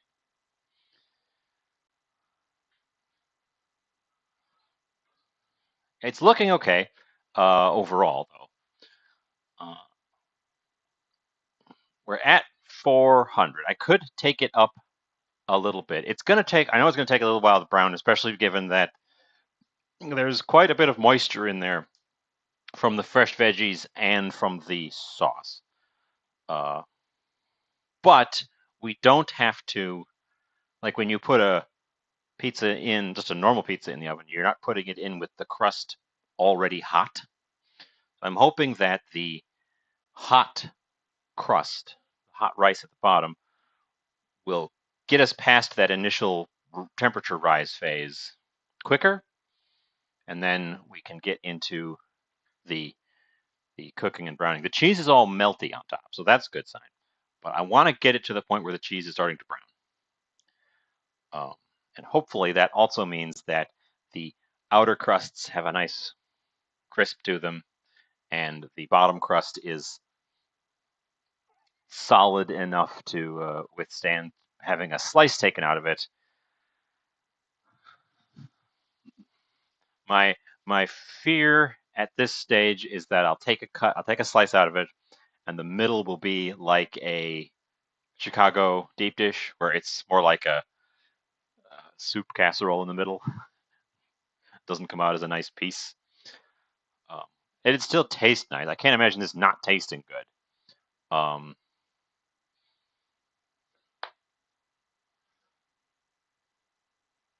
don't know. Actually, I say that. I can imagine, because of my previous experiments, I can imagine this being a bit bland. I'm hoping it's not going to. I'm hoping I've overshot the flavors enough that they won't bland out at all. But this has a danger of coming out a bit bland. You have missed a bunch of the fun, Chemical. We're currently baking our fried rice pizza. All of the assembly has been completed. I'm chit-chatting and peeking at it. You have not missed the final reveal. We're still waiting on the final reveal and the success. Yeah, yes. Just baking this this thing that should not exist. But yes, you're part of this nonsense too. So we're not wrapping up. I'm just on this screen because I don't have anything else going on while I am thinking. I should be doing some dishes, honestly, but then I'm facing away. Deep fried pizza. I've never had a deep fried pizza. I've heard of deep fried pizza as like a gimmick or a like fair food. Okay, well, if that's a misnomer, then enlighten me. Because I have heard of literal deep fried pizza. Ooh, ooh, deep fried crust. So I'm picturing like an oiled crust fried in a cast iron.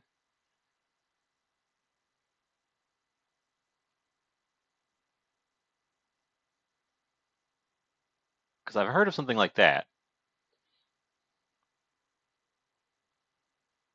I don't know that I've ever heard of a. Okay, because I was gonna say I don't know if I've ever heard of a deep fried crust where it was literally the crust deep fried in deep fry. Uh, so so it's an oiled fried crust in a cast iron, and then you top the crust and slap the whole thing in the oven. That's not dissimilar to what I've done, except that you're doing it with an actual crust. Um,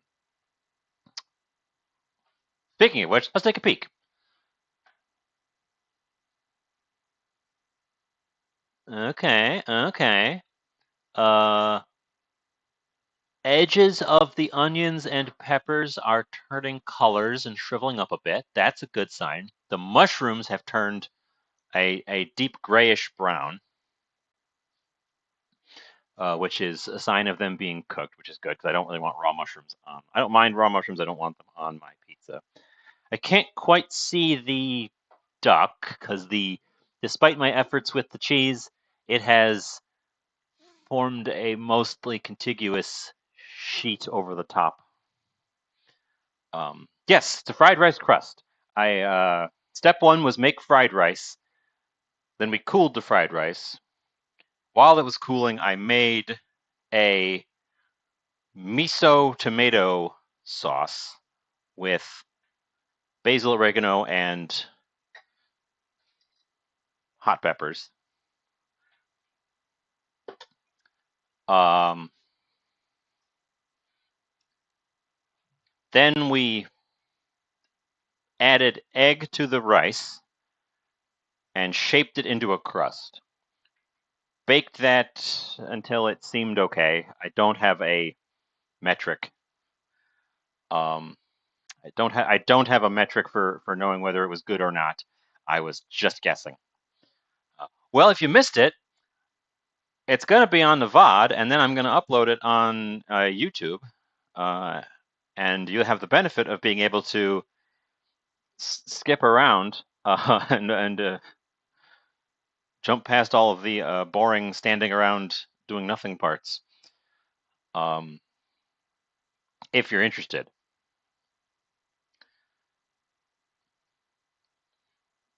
This was the stage I knew was going to just be a yeah. The YouTube channel is the same name as my Twitch channel, and at literally all I use it for is a storage spot for the archives. Uh, an archive of my VODs because Twitch doesn't save them. If I ever learn how to do video editing, which I haven't learned how to do video editing, if I ever learn how to do video editing, I'll try to turn some of these into proper videos. I can even do like a voiceover. Um, but I don't want to. I can't. I don't have enough disk space to keep all of these here, and Twitch doesn't hang on to them for me, so I needed somewhere to just dump them. And a couple people pop in and look at them sometimes. I haven't even put any tags on them, so I don't know that they're getting recommended by the algorithm at all. Because I figured no one would really want to watch the archives.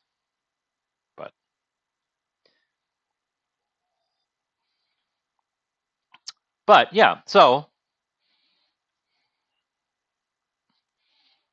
uh, I was lurking on you earlier today, Chemical. How are you liking Lego Star Wars?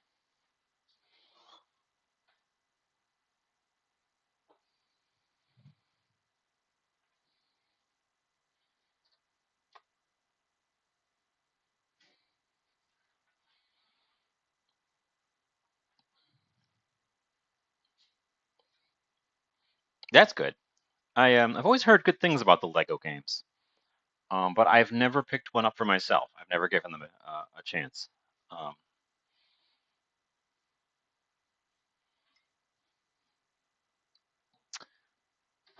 the team that makes all those Lego games just seems like they do. It seems like they do a good job with what they've got.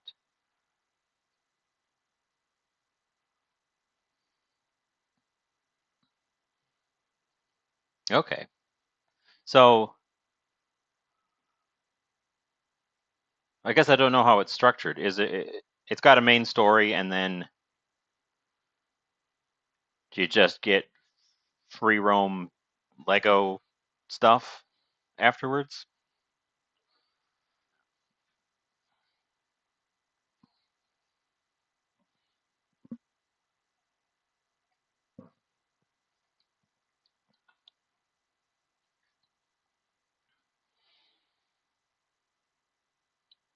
I'm starting to smell the pizza a lot more all of a sudden, which is a sign of something, I'm sure.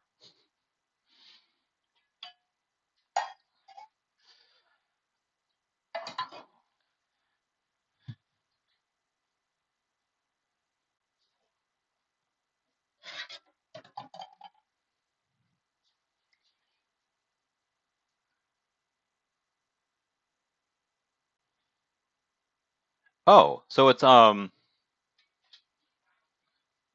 character unlocks. Okay.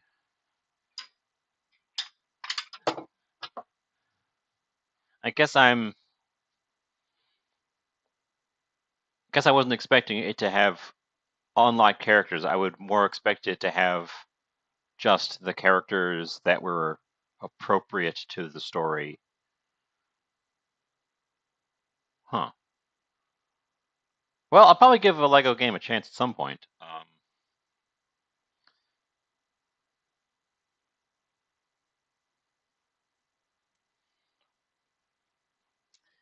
I used to play more games, and then 300 characters. Jeez, that's um, that's a lot of characters. That's a lot of characters.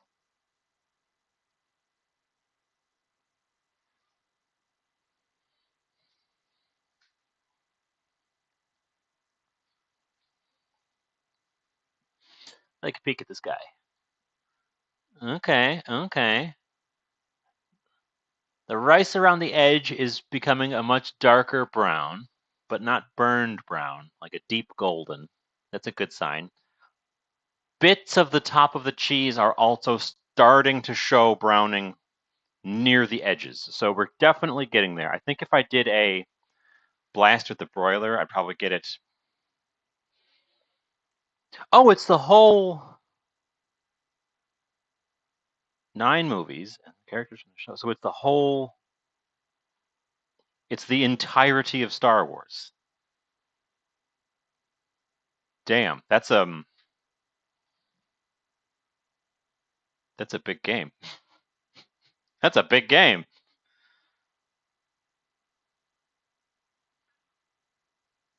I guess I didn't realize that that's what that game was everything. That's that must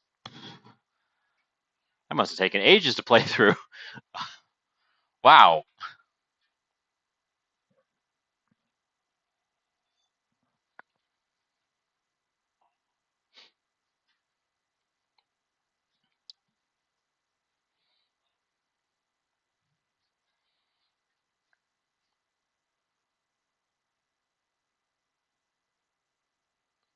Well, if it's that much of a huge game, then I'll give it a look. Because that sounds like it would be a really good, like a lot of bang for your buck on that one.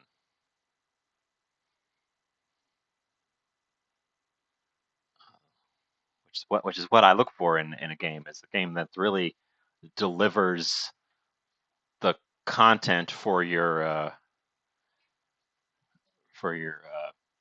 price.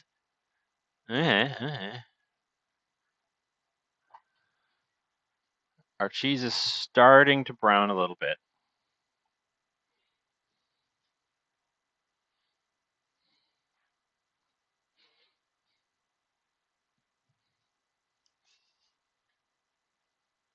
Hmm. Yeah, I will also I'll also give that a look.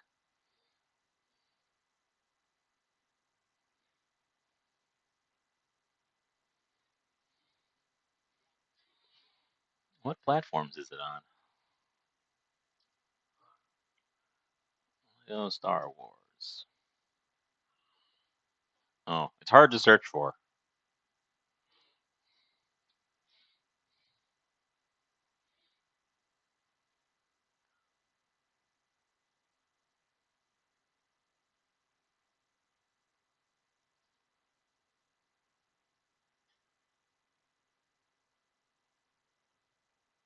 Hmm.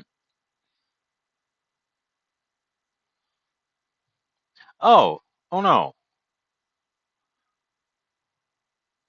I was tabbed out looking at the oh no, that sounds less good then. Hmm.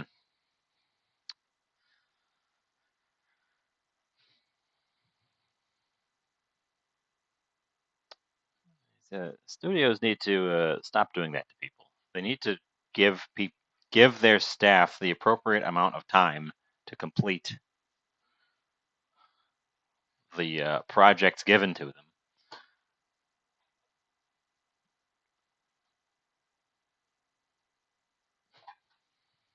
So then we can get full, good quality work.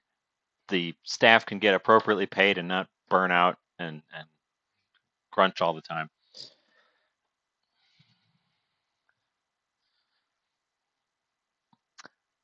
I've just we're getting very close on the pizza, so I'm peeking. Hi, Cut. Um, the pizza is in the oven, and it's actually very close to coming out by my estimation. So I'm just chit chatting and then going over and peeking at it and coming back and chit chatting and going over and peeking at it. So uh, we're in a little bit of a waiting phase here while I finish it off, but it should be coming up really soon. It's looking pretty good. I haven't figured out how to get a camera to look inside the oven, so I can't really preview it with you. Um, the trouble with an oven cam is it's hot in there. It's very hot in there. Oh no, I could stick a cam inside the oven. I'd have to buy one. I don't have one. The problem is I don't know that I could get an affordable camera that could stand the temperatures of an oven. I think the wiring would all melt.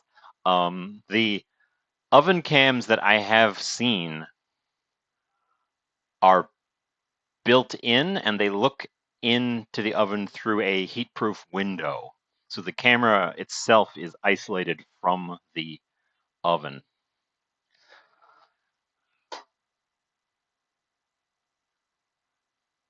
We've got a little brown spot forming in the middle, which is a very good sign. I'm going to give it just a couple more minutes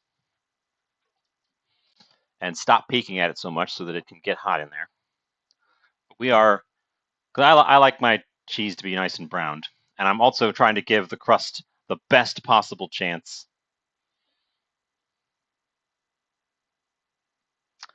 I haven't seen a oven with a built-in screen in the in the window. My oven doesn't even have a window. I have to keep opening the door to look inside of it. My oven's just got a solid piece of steel on the front. It's annoying. No, it was a yeah. One of the things I am going to on my dream wish list is an oven with a built-in camera. Because I've looked it up and it exists. And then you wire it into the feed, and then you can have an oven cam. The cheapo way to do it is to get one with a clear window, because a lot of them don't have a clear window. They've got like a tinted window or a window with that mesh over it. A clear window, and have a camera mounted right outside the door that looks in at it. But then it gets in the way of opening the door. If you see that on cooking shows where they have a shot of from the front of the oven looking at the stuff, the crew sets up the camera, takes the shot, breaks the camera down so that they can continue using the door. I don't have a crew, so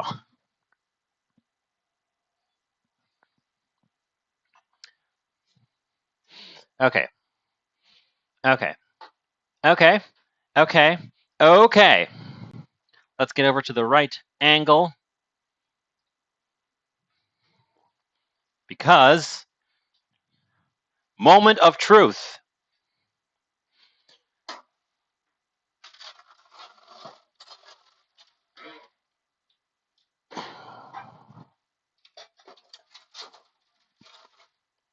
Behold, my creation.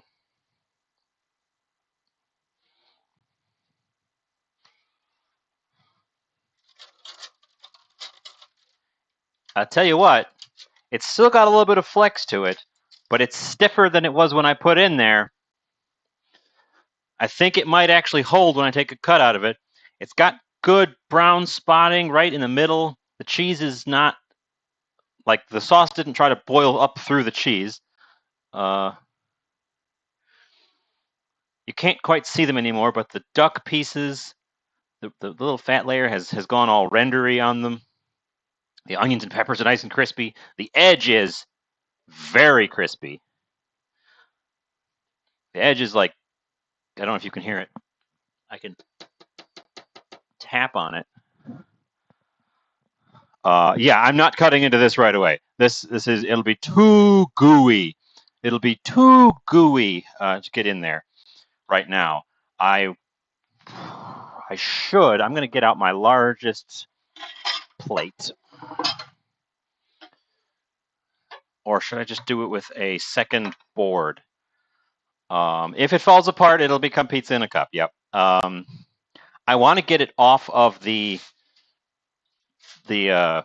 pan there because the pan has a lot of residual heat. And it'll give it a better chance to cool off. And it's on a paper, so I can do that. So I'm going to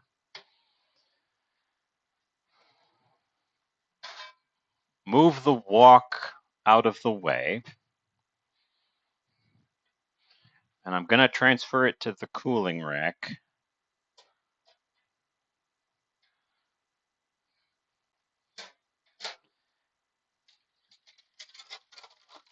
Carefully. Ha-ha! Ha-ha! That worked. Okay. Hot pan can just go back in the oven and be hot and happy. Now I can pick this up and move it around without worrying about burning everything it touches. So let's get back over to the countertop. There we are. Doesn't that look like a pizza?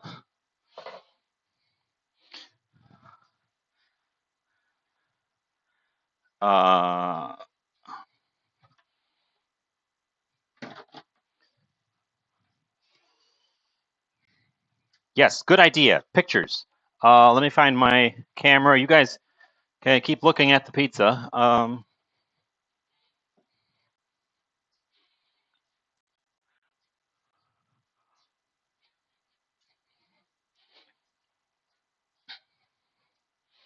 tell you what it smells like, the thing it smells like most of all is fried rice. um, the toppings are not as fragrant as the fried rice itself. And that's probably just because the edge of the fried rice had so much time exposed. Uh, the toppings should be plenty flavorful to come through when I actually taste it, but the smell is like, it's got that fried rice smell to it. If you ever wonder what I take my pictures with, it's a tablet camera. But I need more light, so we're gonna get this guy on. This isn't my normal lighting station or camera station. I'm gonna snap a few here. And then I'm gonna move to my actual camera station and snap a few more.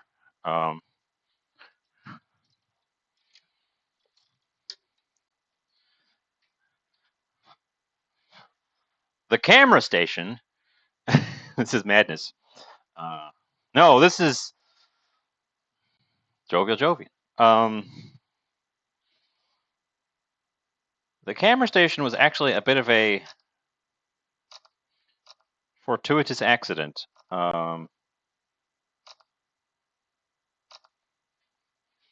If anyone's curious,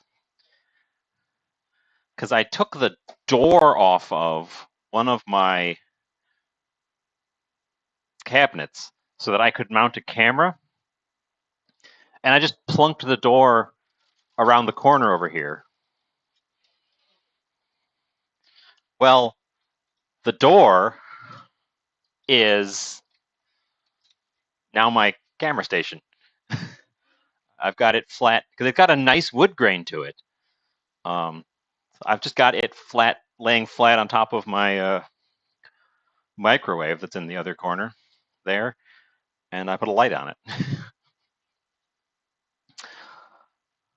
It's still hot, and I think it's going to have a harder time cooling than your typical pizza because of the density of this rice crust. But I can't leave you hanging. We have to cut this. Like, still a little glooby. I also want to cut it early enough that I can get a cheese stretch, because you got to get a cheese stretch. It just needs to be cool enough that I can put it on something flat, because it's currently on a mesh cooling rack. I can't cut it there.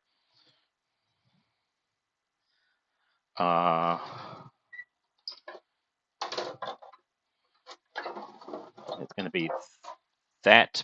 It's going to be the green screen. We're going to end up cutting it on the green screen.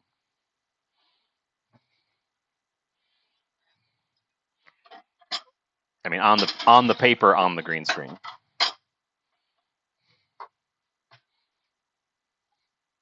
Okay, well,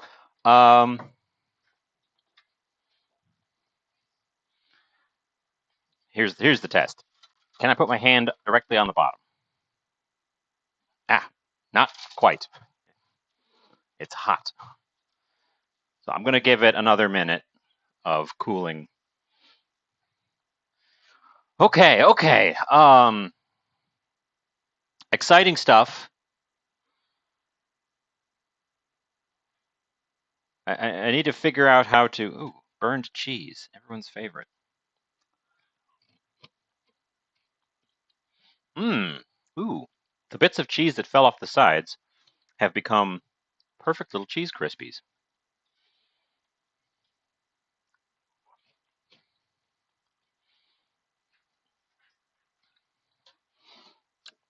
Yeah, I don't have any of the stuff set up to use a green screen, but I have the green cutting board.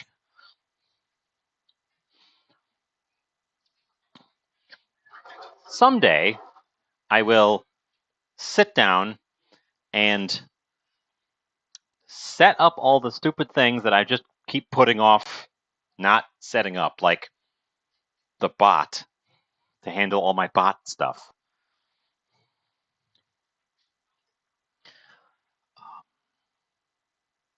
I can't wait. I can't wait anymore.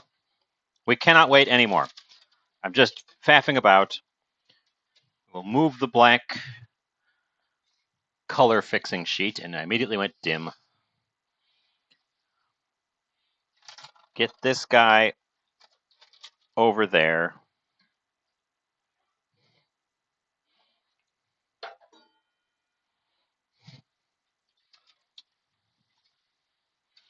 And put the sheet back to make my colors good.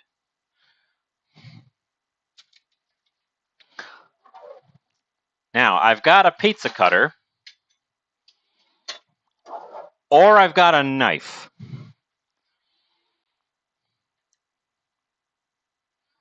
I should also get a spatula ready to try to pull it out in case it doesn't come nicely.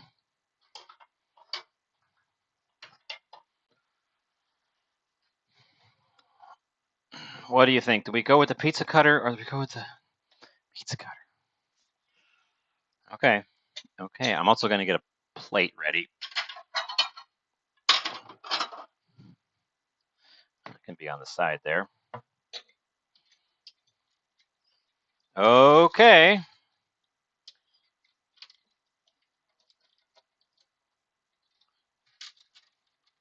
think it might be a little soft right in the middle.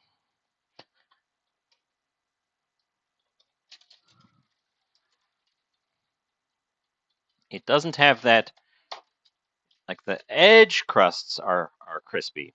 The middle crust, I think, is still a little soft. But we'll see how it holds.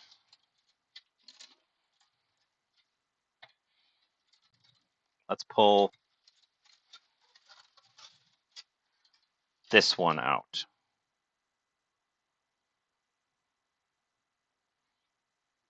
Oh, tiny whisk. Oh, it comes free as a triangle. Let's go. Can we pick it up?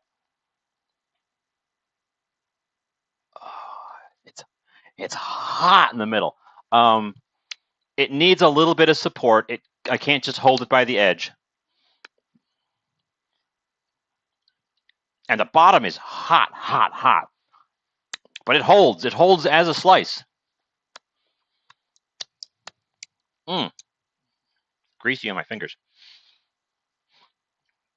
So I'm going to use a spatula to transfer it because the bottom is still quite hot. But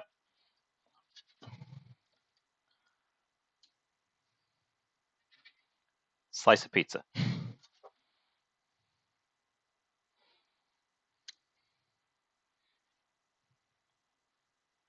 And throw those bits that slid off on there. That piece was literally part of this piece. It didn't cut through. There we go. Okay, get that one on there. This is my perfect slice. It's got a bit of everything on it. It's got a mushroom on the side here. I can get a good bite right in the middle. It's got all the ingredients. Let's take a bite. I'm gonna do my best to take a bite like a slice of pizza and not break out the fork. This one is one of those pizzas that's definitely. Oh, actually, putting it on the plate cooled off the bottom enough that I can just pick it up now.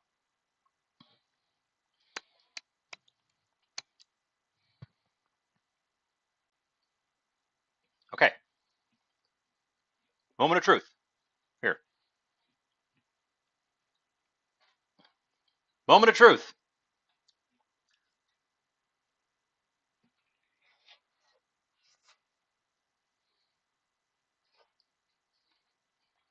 Oh, I leaned away. I got a cheese pull. Oh. Mmm. It's hitting me with flavors. Hold on, it's hitting me with flavors. It's like punching me with flavors.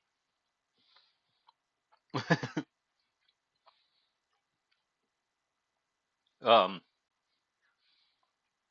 okay, the miso comes through right away, followed by toppings, tomatoes. I was afraid the miso might hide in there a bit, but nope, comes through. You can taste it for sure.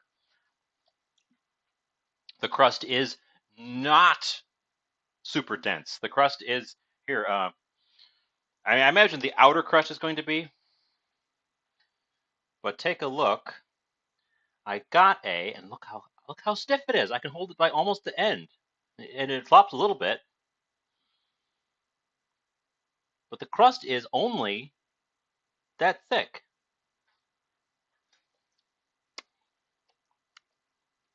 It holds surprisingly well. I actually can just eat it like a pizza. Now that it's cooled off a little bit, and I can hold it.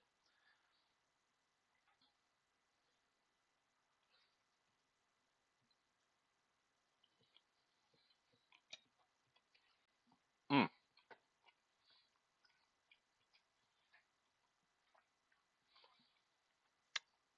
The flavors are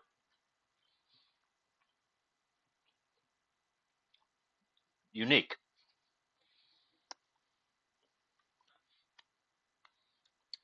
It's like a pizza. I can taste all the individual components all at once.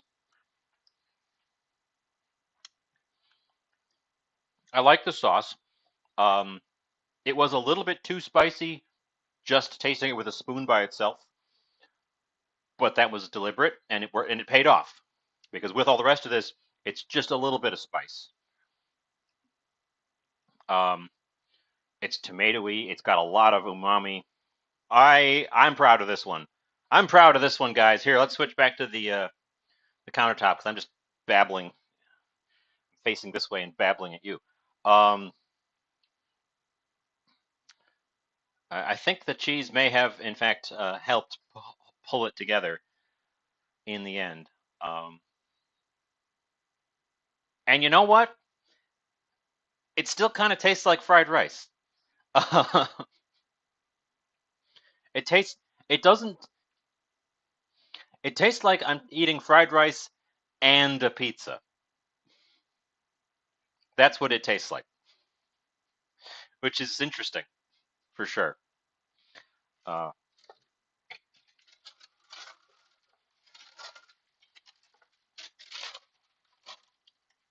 I hope I didn't melt my green screen board at all. I'm going to cut the remaining angle.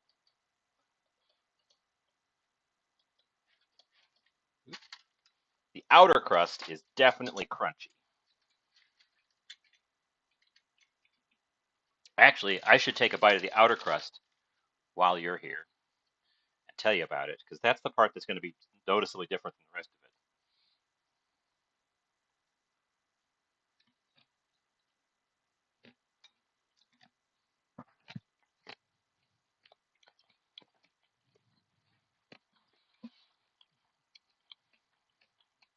Okay. The outer crust has a crunch to it, and it's a chewy crunch, not really a crispness, more like a crunch.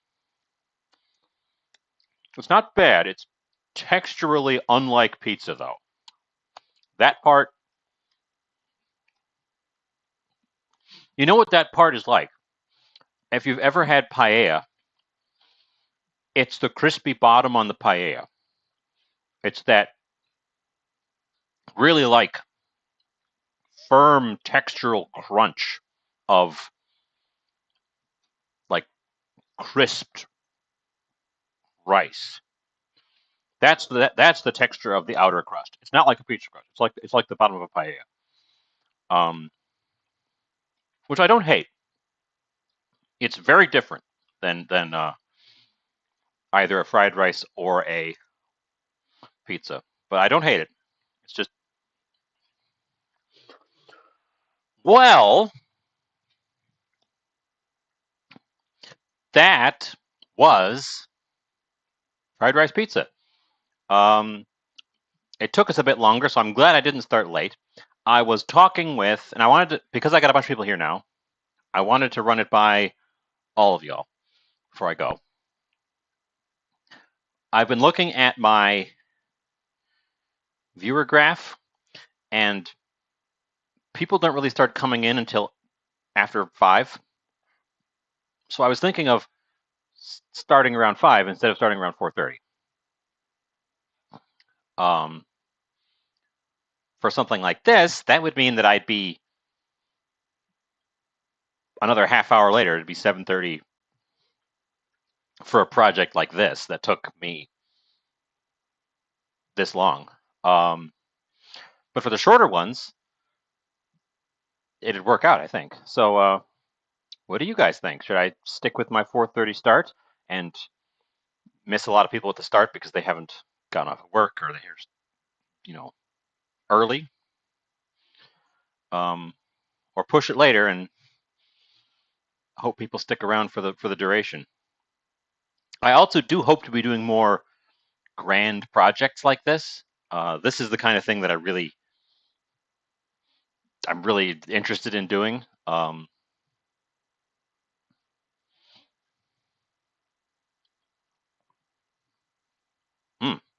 That was a P from the crust part.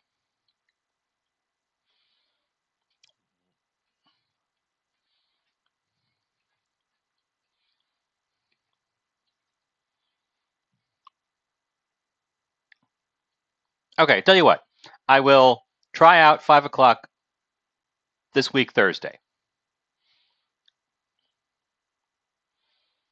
Um,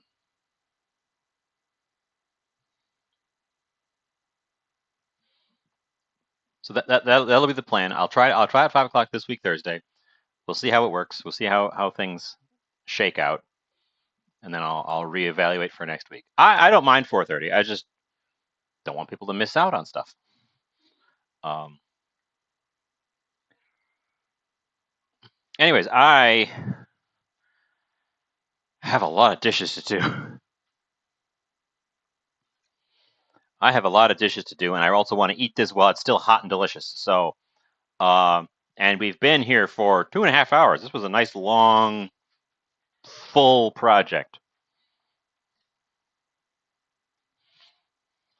So, drop off my camera at the camera station. Yeah, I'm glad people got in here for the spectacular reveal at the end, which is the most exciting part. Um, but I am going to drop you off on a raid. Let's see who is going. Let's see. Normally on Tuesday, Sal's going, but I guess she's still sick. I will be taking a bunch of pictures of this, like trying to artfully arrange it for little cheese stretches and stuff. We'll see. We'll try to get angles on this guy for sure. Don't worry about that.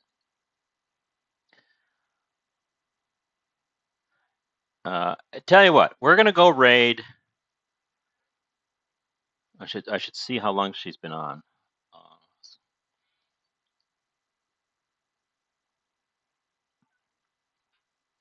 I need to learn how to use this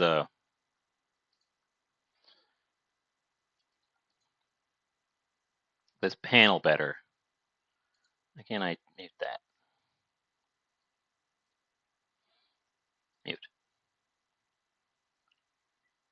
Um.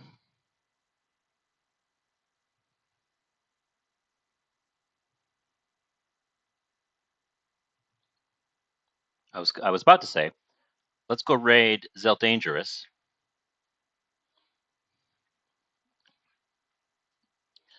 But I was gonna check and see how long she was on to see if we would still be on.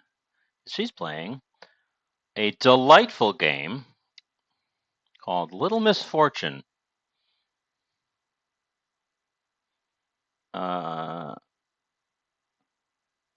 So yeah, that's what I'm going to send us. we're gonna go raid Zell Dangerous.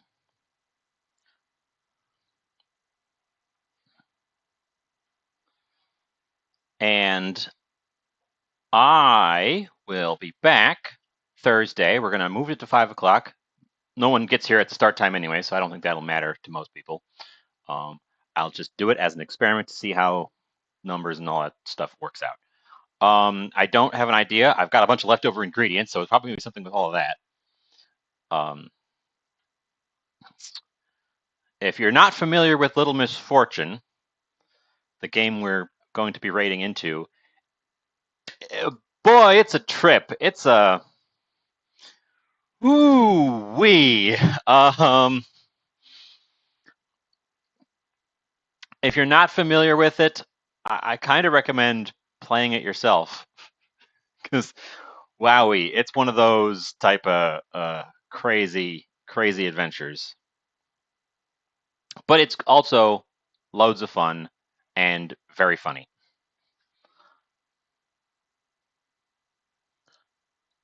So I know you'll enjoy it, whether or not you stay to watch or duck out. And say hi to Zell. Duh. And I will see you in the next stream.